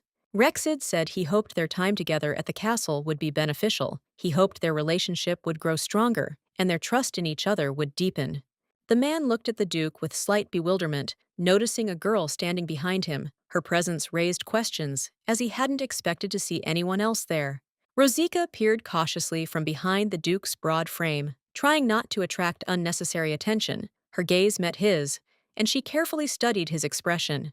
Without losing her dignity, the girl greeted His Majesty with respect. She bowed gracefully, demonstrating respect and observing all the rules of court etiquette. The man froze for a moment, amazed by the sight. He hadn't expected to meet a princess here, and upon realizing this, he warmly remarked that he was very pleased to meet her in person. The Duke, watching him, couldn't help but think, if this giant had wanted to, he could have simply blown Rosica away with his breath. The difference in their sizes was impressive. The girl introduced herself in a calm, confident voice. She expressed her sincere gratitude for his kindness and for taking the time to visit their castle, showing such respect. The king replied with a slight smile that they had brought Ravida's treasures as a token of congratulations. He hoped these gifts would please her and be a treasured gift. Their presence alone was significant to her, but to receive such luxurious gifts was unexpected. Now she felt completely forgiven. Reading the history of the kingdom of Ravida, she became increasingly eager to meet this man, but she couldn't even imagine that he would so easily accept their invitation and come in person. The gentleman was astonished by this discovery. He hadn't expected the princess to have studied their country's history so deeply. This clearly spoke of her inquisitive mind and curiosity. Ravida's story was little known, even among her subjects. It seemed all the more surprising that a young aristocrat from another empire was reading it, and with such interest. Of course, this was a source of admiration. Few paid attention to these notes, especially those unrelated to Ravida. Her knowledge was pleasantly surprising. Rosica enthusiastically shared that she was particularly impressed by the exploits of the first king. Reading about his exploits sent shivers down her spine with admiration. She especially remembered his famous line, "If a man must die, let it be on the battlefield," and also the part about the head of the frost season. The king laughed, noting that he was pleasantly surprised. A noble lady from a distant empire had shown such a keen interest in the history of a savage state. He hadn't expected anyone from the aristocracy to want to learn about the past of his people. Rosica replied that if no one had told her this story, she would never have known about all this, and yet such knowledge is priceless. Isn't it a shame to miss the opportunity to learn something that could change your view of the world? She then reminded the king that he himself had spoken of the deep connection between Ravit and Drax. Moreover, he had personally chosen for her the book that detailed this story, so he too considered it important. She watched his reaction closely, waiting for confirmation. However, the king seemed unsure when exactly he'd said it. Then Rosica, leaning forward impatiently, asked the question more insistently, demanding an answer. Finally, the man admitted that he had indeed been searching for this book for a long time. The king remarked that it was a great honor for his people to see someone so interested in their history, and willingly so. The princess standing nearby truly looked refined and beautiful. She seemed to be the epitome of grace and nobility. The others would do well to learn from her, given the chance to be near her. But Rosica hastened to assure that she was being overly praised. There were surely many people in the empire who dreamed of meeting the descendants of great warriors and learning their stories firsthand. The Duke, watching her words closely, noted that Rosika was masterfully playing the game. At that moment, the king's daughter appeared behind them. She noted with mild surprise that Rosika was actually very small. The princess wondered if all the girls in the empire were really that short. She'd never met anyone so petite, and she found it quite curious. The Duke frowned, finding such words extremely rude. How could one so bluntly tell someone they were small at their first meeting? It was simply disrespectful. But Rosika merely smiled good-naturedly, replying that the princess was indeed incredibly tall. The girl then explained that in her kingdom, almost everyone was that tall. She'd even heard that many in the empire were uncomfortable around tall people, but Rosika admitted that from the moment she arrived at the castle, her attention had been focused solely on the princess. She just couldn't stop admiring her. How amazing that someone could look so stunning! The princess asked, puzzled, and Rosika, increasingly captivated, continued. In her opinion, her height made her look even more majestic. She imagined her launching an arrow on the battlefield, and her heart began to pound wildly. These words surprised the princess, and she asked how Rosika knew she could shoot a bow. She replied with a smile that the princess was the most renowned archer among women in the kingdom of Ravida. So if she didn't mind, Rosika would gladly take the chance to learn how to at least hold a bow properly. She wasn't expecting much, but it would be fun to try. Of course, she didn't even hope to become a good shot, but it would be great to understand at least a little how to handle a gun. The princess stated with ease and without a shadow of a doubt that it would be quite simple. She promised to certainly help with this, as teaching someone to use a bow is not such a difficult task. The Duke watched her manner of speech closely. He found her insightful, even though she pretended to be an aristocrat from a distant empire, seemingly eager to meet the warriors of the north. She chose every word with particular care, meticulously constructing her speech to sound perfect for her interlocutor. This made her communication particularly persuasive and appropriate. The girl wanted to make sure, and asked again, whether the princess really agreed to teach her how to use a bow, because it seemed something incredible. The princess, without losing her friendliness, confirmed with a smile that of course she would be happy to help her and teach her everything she needed. Rosika quickly added that she had simply been overly excited, which was why she had spoken so hastily. She apologized for this, considering her reaction inappropriate. However, the princess merely gently remarked that there was nothing wrong with it and saw no reason to apologize. She was not at all embarrassed by such emotions. Then Rosika, after thinking for a moment, noticed that the title queen would suit the princess much more than just princess. Hearing this, the princess asked in surprise whether she had really just said something like that. Then she laughed, and Rosika asked with fear whether she had been tactless again towards Her Majesty and the royal family. The princess asked, slightly perplexed, why Rosika apologized so often. Such words didn't bother her at all, so there was no need to worry. Rosika said with relief that she was very happy about this. In any case, she always thought the princess's height made her look even more majestic. However, she herself would like her hand to be at least a little larger. The princess, smiling, said that if Rosika called her small, it only emphasized how sweet and charming she was. Rosika noted with surprise that no one had ever said such a thing to her before, and the Duke, watching all this, was pleased with how her plan was going. However, despite this, he could not understand why all this irritated him so much, causing him to experience internal discomfort. If she was going to behave this way, then perhaps it would have been better to do without his participation and simply seduce her on her own. At that moment, the prince appeared and politely greeted both the princess and Rosika, attracting the attention of everyone present. He was the first in line to the throne of the kingdom of Rawita, Prince Haram. His status made his appearance especially significant. Rosika had no particular desire to see him, but not wanting to seem rude, she smiled politely and said that it was a great honor for her to meet him. The young man carefully surveyed his surroundings and noted with surprise that the empire was, it turned out, full of truly beautiful girls. Compared to what he was used to, this was a pleasant discovery. He was especially happy to see such a lovely princess in front of him, because all his life he had been surrounded by tall and awkward ladies who were not even close to this graceful person. With these thoughts in mind, the Duke confidently stepped forward and stood directly before Princess Rosika. His gaze was calm, yet searching, as if he were trying to read something in her face. He didn't waste time on unnecessary conversations, and simply stated that no unnecessary words were needed. Everything was crystal clear. The crown prince was clearly delighted to see the duke. He noted with a smile that they hadn't seen each other for a long time, not since they had worked together to suppress the rebellion.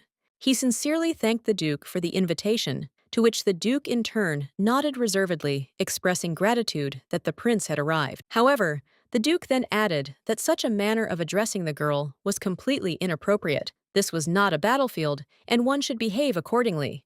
The prince laughed, taking the hint, and quickly apologized if his words might have sounded rude. The duke, however, merely shrugged, noting that he wasn't going to dictate how the prince should speak to him, but it was best not to use such language when addressing a girl. The crown prince apologized again, this time more seriously. He acknowledged that perhaps he had indeed been rude to the princess, and since he was in the empire, he should behave as befitted its honorable citizens. He admitted that he only knew the archduke well, which was why he allowed himself such a casual tone. He wouldn't have dared to speak so unceremoniously with others. He also noted that if someone unfamiliar with the duke heard him called a savage, they would easily believe it. There was something rough, almost feral about him, that the prince found so appealing. He seemed like a man of his own kind. Suddenly, as if to himself, he added thoughtfully that he thought the princess had shown an interest in military operations. It was unexpected, but curious. The prince continued recalling how they lined up the rebels who dared to raise a hand against them, and then slowly and methodically flayed the skin from each of them.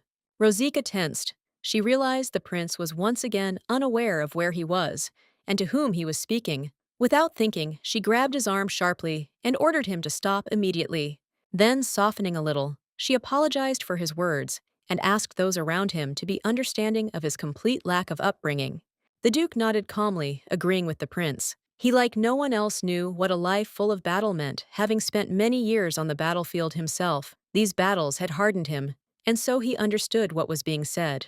The crown prince, on the other hand, looked slightly perplexed. He saw nothing sinister in what had happened and wondered why his sister was acting so seriously. He felt she was making too much of the situation. Rosika immediately cut short his thoughts, ordering him to shut his mouth. Her father, Duke Rexide, merely nodded approvingly, fully supporting his daughter. His gaze made it clear she'd said exactly what needed to be said.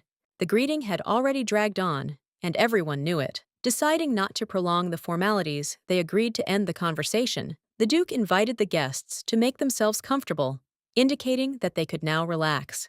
After this, Rosika turned to the crown prince, clearly about to say something important. A focused expression appeared in her gaze, and her lips were about to utter carefully chosen words. Before speaking, however, she turned to the butler. Her voice was concerned, as she asked if everything was all right. Owen seemed pleasantly surprised by the attention, and replied with a smile that he was quite pleased. He began talking about the palace, its traditions, and how the royal family had reacted to Rosika's arrival. He said the princess and her courtiers were talking about her almost non-stop, clearly impressed. They'd arrived here only half an hour ago, and already Rosika had managed to captivate everyone present. This realization warmed her soul. At that moment, the Duke entered and, glancing at her, suggested that she might be afraid. She immediately asked what they were talking about. Her brows furrowed slightly. The Duke explained that he thought she was frightened by the flaying scene, or whatever they called it. A hint of irony crept into his voice. However, Rosika replied without the slightest hesitation that if that was what he meant, she wasn't at all frightened. There was a hint of mockery in her tone, as if the matter wasn't even worth discussing. The Duke sighed and clarified that she shouldn't misunderstand him. He had indeed gone there to stop the rebel army, but the whole flaying story was complete nonsense, completely unrelated to the truth. According to the official version, the rebel forces were destroyed by the kingdom's army. At the time, this foolish prince was at the head of their forces, and that's why he was now spreading such rumors. Judging by Rosika's expression, Prince Haram's words had stung, but he added as if casually that he didn't enjoy the process of flaying at all, and that he didn't like laughing at such moments either. Rosika glanced at the Duke with curiosity, noticing how zealously he defended himself. Of course, she had long known of his bloody exploits. The hundreds of enemy heads left on the battlefields spoke for themselves. The Duke tried to explain, but the girl merely calmly remarked that he didn't necessarily need to try so hard to look good in front of her. She wasn't the type to be surprised by cruelty or military achievements. Sighing, she added indifferently that she saw in him a man accustomed to slicing lice without a second thought. Everyone knew he had no qualms about killing, and it certainly wouldn't surprise her. The Duke chuckled and didn't deny her words. Of course, he wasn't completely insensitive, but overall, yes, he was as Rosica had described him. He had no need to hide his nature. The butler, Owen, observing their conversation cheerfully, interjected that the girl should not make fun of the gentleman so cruelly, otherwise he would soon burst into tears. Rosica, turning her head slightly mockingly, asked the Duke if he was trying to outdo Prince Har in impressing her. He seemed overzealous in this endeavor. She'd always assumed that talk of the savage nature of that state's royal family was a thing of the past, but now she couldn't understand what was going on with this prince. What was going on in his head? You'd think a man would be ashamed of his barbaric past, but this fool, on the contrary, is proud of it. He openly extols the fact that his ancestors were savage and merciless. It feels like time has turned back, like they're returning to their roots. This could be a problem. However, the decision was made to keep these people close and try to win them over. But if this prince suddenly decides to enter the central political arena, only angry glances and mistrust await them. Not everyone is ready to accept him and his barbaric legacy. However, among the inhabitants of that state, there are now almost no people left who hate the people of the empire. Times are changing, and the boundaries between peoples are becoming increasingly blurred. However, if such a person were to become the next ruler, the situation could become more complicated. The king is clearly concerned that his state will once again appear to the world as a gathering of savages. As far as Rosica knew, the king originally had 18 children, princes and princesses, but ultimately, he himself killed them all, leaving only one heir. Here's how you can expand each paragraph while maintaining the original plot and context. The butler, noticing her hesitation, asked if she meant to say that the royal family had other children, besides the prince and princess the duke. In response, confirmed this without hesitation. King Ravida was known for his strict stance on morality and honor. He forgave no one whose actions could weaken the palace's authority. The royal family's image was of the utmost importance to him. Because of this, he took extreme measures and took the lives of his own children, believing that their savage nature and unstable behavior threatened the family's authority. This decision was dictated by his desire to maintain the prestige of royal power. In this situation, Rosica began to wonder if they should perhaps reconsider their actions and change their approach to solving the problem. This could be the key to successfully overcoming the crisis. The Duke was pleased by her thought, and to some extent hoped it meant he wouldn't have to utter the same cruel words and phrases he'd spoken to the princess. The relief was evident on his face. But Rosica glanced at him, and not understanding what he meant, said that he would have to intensify his efforts to seduce her. Her words left the Duke perplexed, for she had no intention of backing down. The Duke was stunned by her answer. He quickly noticed she was speaking of strategy, but he couldn't understand how exactly that should affect his actions. He had expected a different approach, but her words left him baffled. She replied that this was precisely why he should be even closer to the princess. After all, her goal was to make him act decisively and be more decisive in his actions. This clearly eluded the Duke. The girl urged him to go immediately and invite the princess for a walk in the garden, but the Duke seemed unprepared. For some reason, he was reluctant to follow her instructions. Rosica, not understanding his resistance, insistently ordered him to move faster. She was puzzled by his refusal, since to her it was an obvious step. She couldn't understand why he was so reluctant to agree. The Duke, sensing the situation was spiraling out of control, asked for at least a minute to calm down. This was his attempt to collect his thoughts before meeting the princess again.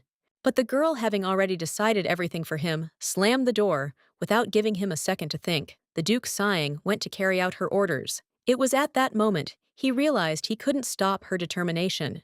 As they hid in the bushes, the butler, clearly unsure of their actions, asked again if they really should follow this plan. He wasn't sure it was the right way, but he continued to follow their instructions. The lady replied that the situation reminded her of a small child afraid to enter the water. He stands on the shore but can't bring himself to take a step. She, however, was ready to move forward, ignoring her fears. Now, despite the danger, they moved forward, and Rosica told them to duck to avoid being seen. This was a crucial part of her plan, and she knew their success depended on every small step. The butler, observing them, remarked that they truly looked good together. It was a strange yet obvious observation. They were like two halves of a single whole, despite all the difficulties. Rosica, noticing his gaze, paused and agreed with his words. However, her face expressed something strange. It was confusion, or perhaps mild displeasure. but she didn't reveal it. The Duke asked Rosika to tell him what exactly had changed in her plans. He couldn't figure out what she was planning and didn't know what to do. He tried to figure out the reasoning behind her decision. Rosika explained that they needed Ravida, but without Haroma at the helm, she believed the situation needed to be changed, but she also understood that the plan shouldn't include people who could ruin everything. The Duke was heir to the throne, but Rosika told him that if he made a mistake, his father would immediately turn against him. It turned out not to be as difficult as he thought. He just had to be careful. The Duke inquired about her plans for the future, and Rosika replied that she had an interesting idea, but to implement it, he would need to get closer to the princess, understand her better, and find common ground. While walking with the Duke, the princess noticed him talking, as if he was ready to give her something important. This didn't go unnoticed, and she immediately realized it involved a secret and significant gift. The Duke realized the princess had taken his words precisely this way, and he confirmed that he truly wanted to convey something special to her. He was ready to carry out his plan, though his feelings remained mixed. When the girl saw what the Duke was actually about to tell her, she was shocked. She saw a smile on his face that promised nothing good, as if some mystery lurked behind it. It was a national treasure of Ravida, acquired during the previous suppression of the rebels and sent to Archduke Rexid, but the girl couldn't understand why he had decided to return it. The Duke explained that he had no intention of simply returning the treasure, but wanted to give her a gift. His words sounded hesitant, as if he wasn't entirely sure how to present it. However, he couldn't quite express his intentions directly. He hesitated, unsure how to continue. Rosika sensed that he would finally decide to say it was a gift for her, and even hang the necklace around her neck. But in the end, the Duke finally said he was simply returning her treasure and tossed the necklace into her arms. He couldn't hide his uncertainty, and his actions seemed strange and awkward to her. The girl was a little surprised, but grateful. She hadn't expected to receive this treasure again, and said her father would be delighted with such a gift. She noted that this event had come as a surprise to her. Rosika and the butlers were very disappointed. The Duke had failed in his plan again, but Rosika hoped that at least he could add a few words, a pre-prepared phrase to make everything more convincing. The Duke turned to the princess, his face clearly agitated, his voice slightly trembling. He remarked that he wanted to ask her something important. It all seemed strange and awkward. He thought for a moment, and choosing his words carefully, dared to ask if her father was a thief. The question was quite unusual, and it left the princess surprised and confused. The girl didn't feel the terrible feeling she should have, but she was still slightly stunned. However, she soon smiled, trying to hide her bewilderment and continue the conversation. After asking again, she wondered why he had asked such a strange question. The Duke, a little embarrassed, said it was just his guess, but he couldn't explain it for sure. He was clearly embarrassed, unsure how to explain his question, or what he was even hinting at. It was as if his words were simply inappropriate, and he himself didn't know what to say. The girl became increasingly confused, and asking clarifying questions, tried to understand what exactly the Duke meant. He in turn immediately remembered how he had said this to Rosika before. Previously, it had simply been a training exercise, but now the situation was completely different. The Duke explained that her father simply looked that way, and that it was nothing serious, but he said it hesitantly. Rosika and the butler were completely confused at that moment, unsure how to react to the Duke's strange words. Neither could figure out what to do in this absurd situation. The situation was becoming increasingly confusing. The princess, confused, asked what he meant. His words didn't make sense, and now she was beginning to doubt his sanity. The princess began to wonder if this Duke was mad. She couldn't understand how anyone could say such a thing, and her bewilderment became more and more obvious. He asked if her father was a thief, adding that he looked like one. This accusation was very strange, and puzzled the girl, her gaze growing increasingly suspicious. But that wasn't all. The Duke didn't stop there. He recommended the princess drink some water, as if it could somehow improve her condition or ease her doubts about his strange words. He tried calling her a flower, but that seemed to confuse her even more. Then he said that maybe she ate too much and that could be a problem. He seemed out of place in that too. The Duke had never met anyone who ate so much, and he was worried she would have indigestion. He urged her to drink some water, hoping it would somehow help. The girl was furious. He had clearly lost his mind. But suddenly, Princess Rosika intervened, offering her own version of events, and this calmed her down somewhat. Princess Rosika remarked that perhaps her mood had been soured by the Duke's strange words during the meal. She was prepared to accept the explanation that everything had happened because of him. The princess said that despite everything she had indeed eaten a lot, and therefore wasn't offended by the duke's words. She tried to understand his motives, and took it with humor. Rosika tried to justify the duke, claiming he hadn't meant to offend her, but was simply clumsily trying to be considerate. Hearing this, the princess felt relieved and calmed down. The princess thanked Rosika for her understanding and support. She felt that Rosika wasn't simply trying to justify the duke, but truly understood his intentions, and helped her to calm her worries. The princess noticed that Rosika had a truly excellent stance, and praised her for it. Rosika, in turn, thanked her and asked her to show her how to shoot a bow properly. The girl happily agreed immediately, picking up the bow and demonstrating her skills. She wasn't one to shy away from displaying her strength and confidence, and it was obvious to everyone. Rosika began by saying that her relationship with the prince wasn't particularly good, but she apologized whenever she made a mistake. This was her way of showing her sincerity and willingness to make amends. The princess asked if Rosika meant Haroma, and clarified that their relationship wasn't that bad. The prince was simply too rude to treat her like royalty. Rosika expressed a desire to apologize for what happened, explaining that she and the duke don't have the best relationship. She said she couldn't have acted differently, as it wasn't her decision. They often disagreed, and this situation was no exception. However, the princess always seemed to be quick to express her opinion on any matter. Rosika was absolutely delighted, and asked to be given the chance to try it too. Her eyes sparkled with curiosity as she waited for the princess to agree to her request. The princess didn't object agreeing to let her try, but Rosika wasn't trying at all, and the result was far from what she expected. She missed the mark and shrugged, not too upset. She remarked that it wasn't that easy, but the princess replied that she too had just picked up a bow, and for her first time, her result was incredibly good. It felt like a small victory for her. Rosika admitted that during the purge of the rebels, they had spoken of she herself would have liked to join the army to help fight those who stood against the kingdom. The rebels were those who had previously refused to recognize the kingdom's authority and had joined the empire, attempting to side with its opponents. These people were especially dangerous. She was sure that her brother Raven would mercilessly blame the rebels for what happened, without thinking about the reasons for their actions, because for him, punishment was important, not an analysis of the situation. Despite the uprising, Rosika believed it was possible to understand the people who staged it. After all, it's not easy to become an intellectual when you've lived your whole life like a savage and suddenly have to change your way of life. Rosika thought that the slow re-education of such people was the kingdom's responsibility, and the princess, of course, agreed with her point of view, sharing the opinion on the importance of this process. Rosika honestly admitted that she thinks that Ravida would rule much better if she became queen, as she has all the qualities to be worthy of this role. However, the reality was far harsher. Becoming a queen requires not only a dream, but also the ability to govern and make difficult decisions in any situation. There are people who were destined from birth to sit on the throne, and while that throne may not be right for them, they are obligated to fulfill their destiny no matter the circumstances.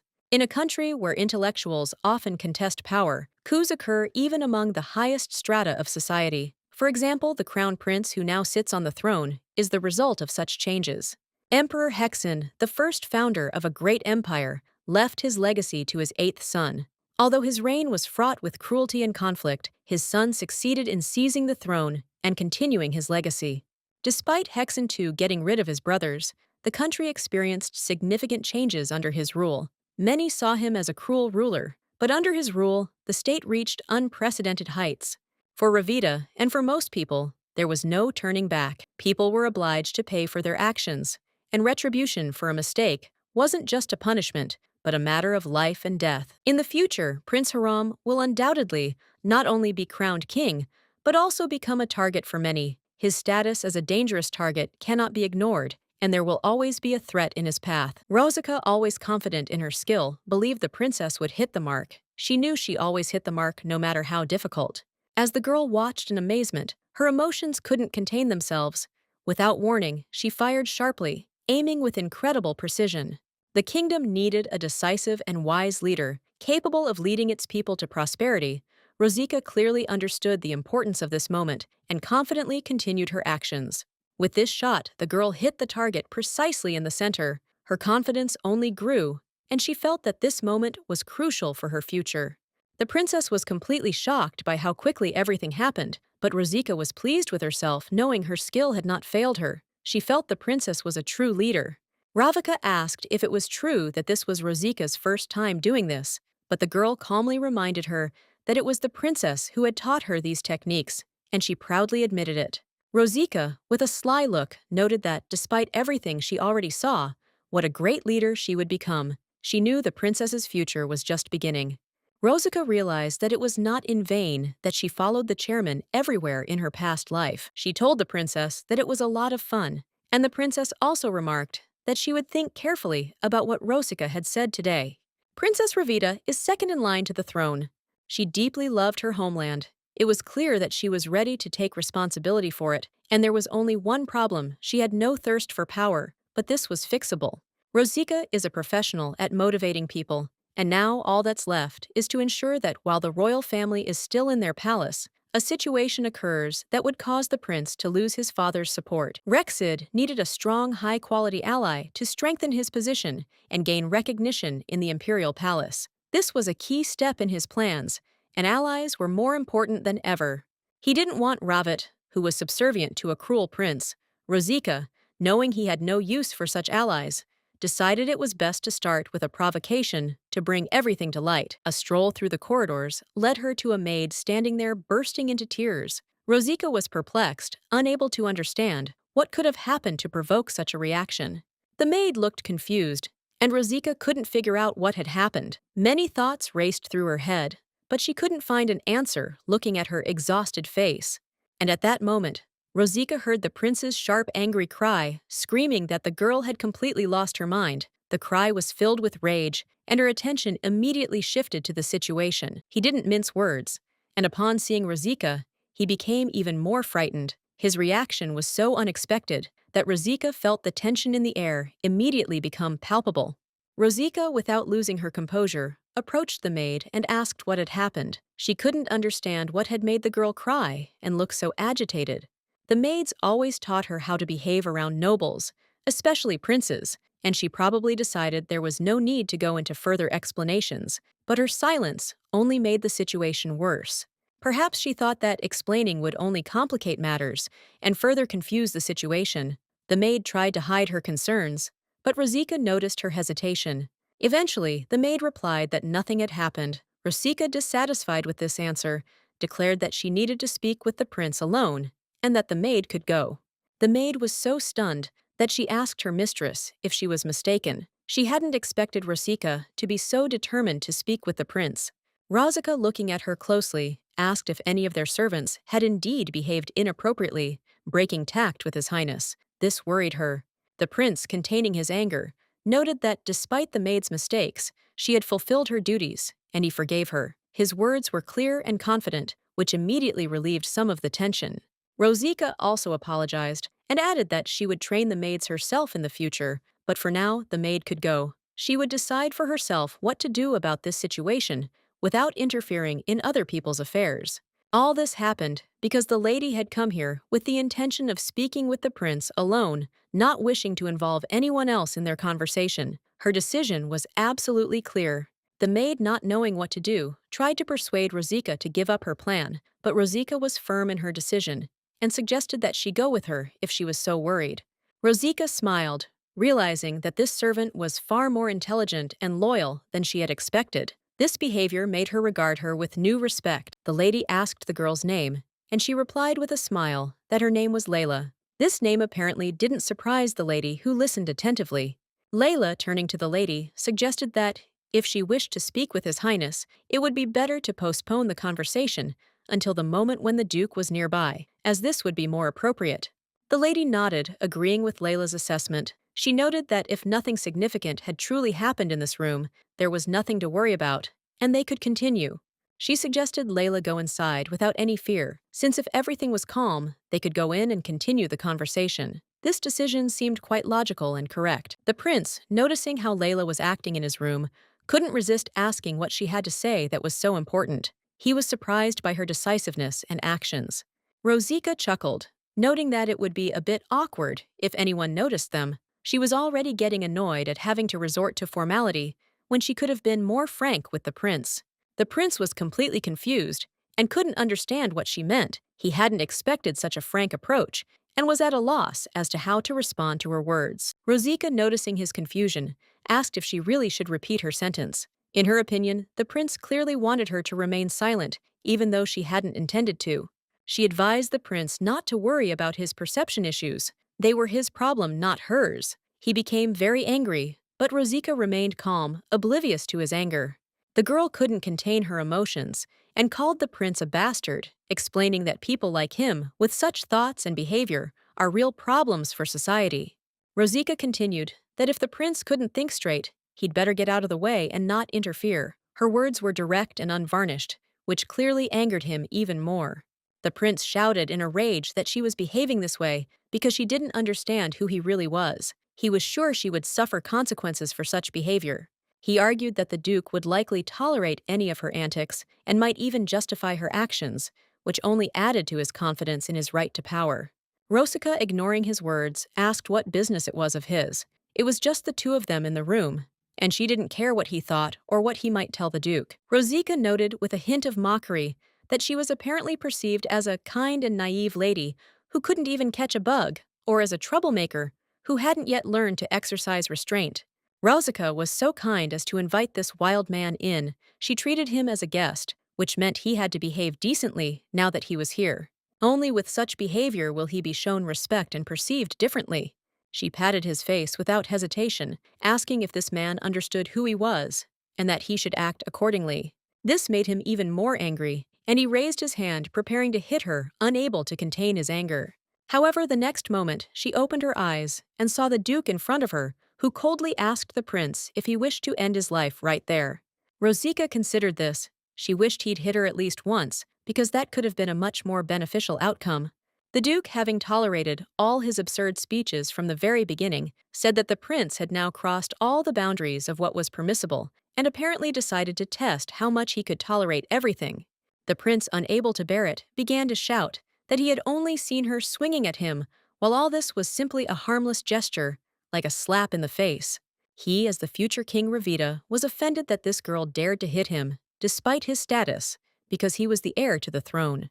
Rosika replied that if anyone heard about it, they would think that he stood quietly and did nothing, and that she simply slapped him. He replied that he simply found her funny, calling her a little fox, and did not understand why she was behaving this way now, and not the way she had before. Rosika tried to explain to the duke why she did this, but he did not listen to her explanation, claiming that she could have hit him because of her mood, or for some other reason. The girl was completely shocked by the duke's words, not expecting that he would take her actions so calmly and even justify them. The duke said that if she had struck the prince, he should have accepted it and taken the blow without making a scene or making any claims. The prince asked if they really thought he would just turn a blind eye to this and not actually avenge the insult. The duke, with obvious interest, asked again whether the prince was seriously threatening now and what he was going to do about it if he still had the courage. Rexid was curious, but at the same time sad, that he would not be able to find out how it would end if the prince did nothing while he was still alive. Rosika tried to stop the duke as he began pulling something out of his jacket. She couldn't figure out what he was about to do, and immediately sensed the situation was becoming dangerous. She decided to ask him, should she really just stand by and watch him abuse his maid? She didn't like the duke's words, and she wasn't going to remain silent. Rosika responded by saying she didn't feel she had crossed a line by expressing her dissatisfaction. She was confident she had done the right thing by intervening and didn't regret it. The prince, smiling, said that in his opinion, she was still too young to understand what was happening. That's what girls are for, he said, especially for soldiers like her and his highness. The duke, hearing these words, angrily ordered the prince to shut his mouth. He was irritated that the prince was so frank in expressing his point of view, without regard for how it appeared to others. The prince seemed oblivious to the threat and continued speaking. He even told her how many girls he'd sent to the prince's hut when they were fighting the rebels. These words left Rosika with no choice. He added mockingly that he didn't believe the duke was so petty as to spare one useless girl for the sake of a comrade. These words pierced Rosika's soul like a knife. She hadn't expected such cruelty. The duke, unable to restrain himself, grabbed the prince and struck him in the face. He was ready to teach him a lesson, knowing he couldn't let such behavior go without consequences. The prince fell, but the duke showed no mercy. The prince found himself on the ground, his face badly injured. The duke, looking at him, asked if he understood why he was being punished. His gaze was hard, and his words were just as harsh. The duke, having spoken these words, continued his actions. He pulled a dagger from his jacket, determined to see the matter through. Rosika watched the proceedings, covertly hoping that it would end without further casualties. This time, the duke was determined to achieve symmetry. He intended to cut the prince on the other side, further disfiguring his face. His eyes burned with anger, and he was determined. Rosika couldn't remain silent any longer. She cried out, begging the duke to stop these cruel actions. She couldn't understand why he continued to mock the prince, even though things had already gone too far. When the prince tried to rise, he noticed two of his teeth had fallen out. It was a moment that stunned him. He hadn't expected the fight to lead to such consequences, and he was shocked by what happened. The prince was in complete shock. He hadn't expected the injuries to be so severe. He stood there unsure how to react, wondering how he could get out of this situation with such injuries. The duke, noting the situation, chuckled and noted that the prince had spoken in front of the girl about how they had flayed the rebels. These words were cold and cynical, like the duke himself, who felt not the slightest regret. He realized he had to use his mind, and after recalling everything, he gave a clear answer. His answer was clear and decisive. His thoughts were clear, and he explained it immediately. The duke began asking if he had touched any of the women sent to him. He noted that he had sent several women to him for an answer. The duke demanded an explanation for what he had done to the women. He warned that if the man remained silent, the consequences next time could be very serious. Rosika was confused. She couldn't understand why the duke was starting the conversation with such a strange accent and asking such questions. It seemed absurd to her. She thought that now was not the time to delve into such trifles, and decided that it was better to focus on more important things, ignoring the duke's words. However, the duke persisted, declaring that it mattered to him, and asking for her answer. Rosika felt she couldn't avoid this conversation. The prince was beside himself with rage. He declared that the duke was only bragging about failing to take advantage of his opportunity, despite everything being handed to him on a silver platter. In response, the prince said that the man seemed to have never recovered and was unable to move even after everything had been offered him. The rage in his voice was evident. Apparently, there was only one path left for Rosika to resolve everything. She decided to intervene and try to resolve the situation despite its complexity. She said that if he puts a woman on the same level as things and continues to behave that way, then he is not only rude but also a truly stupid person. The prince asked what she meant, and Rosika responded by asking if the thing hanging between his legs even worked. The question was direct and bold. The prince became furious again, not understanding what she was trying to say. He asked what she meant by the question, still trying to discern her intentions. Rosika explained that men like him, who can only talk, have one thing in common. They are powerless, unable to fulfill their responsibilities, and looking for excuses. She called him a piece of trash, who, despite his insignificance, tries to show off as if he has something incredible, which in fact he doesn't. It was more of a self-protective instinct, although she hadn't intended to delve into his problems initially, but apparently it caught her attention, and she felt some curiosity. She expressed the idea that women avoided him because he was impotent. After that, she told the duke outright that Prince Ravida had in fact been impotent his entire life. The prince couldn't stand it any longer and started shouting that it was a lie and that he could prove it wasn't true. Rosika ran up to the duke and declared that he seemed to have completely lost his mind. The duke only confirmed her words, noting that this man seemed to have truly gone mad and did not understand how he could do such a thing right here in front of everyone. The prince cried out that she'd started it, but Rosika calmly replied that judging by his reaction, she was probably right. This clearly offended him, and he couldn't hide his displeasure. In fact, Rosika was certain that Ravida's heir was impotent. She wondered what interesting story she could share with the northern aristocrats who would be visiting. She thought that there was nothing funnier than this situation, and it would be amusing to tell them what a ridiculous and weak man stood in the way of the throne. For members of the royal family, talk about their sexual functions, whether true or not, has always been an Achilles heel, a weak spot they try to hide. Therefore, Rosika was certain that the Harams would probably not take any risks and would do their utmost to avoid such topics. She challenged the prince to a debate with her. She bet one vote that his apparatus wasn't working, and if it turned out to be okay, she promised to apologize to him. She asked him to kneel, The prince, not understanding why she wanted to do this, asked what the point was of him kneeling before her. The princess asked what exactly he would receive if she knelt before him. Her question was less a challenge than an attempt to understand his motives. But the girl corrected him, declaring that it was not she, but the duke himself who would have to kneel before him. The princess was prepared to consider this his obligation. If that wasn't enough, she suggested another idea. Let him grant her a title. She could become Duke of the Drax Empire, gaining power and influence.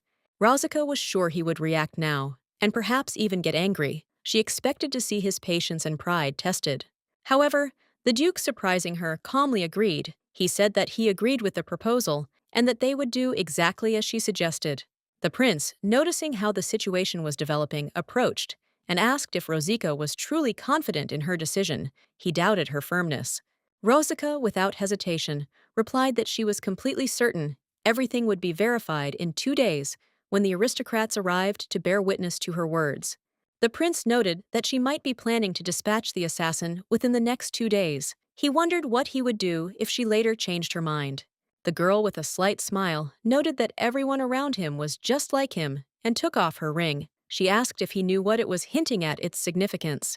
She asked him not to act hastily, but he slipped the ring on his finger without hesitation. It was his decision, and he had no intention of backing down.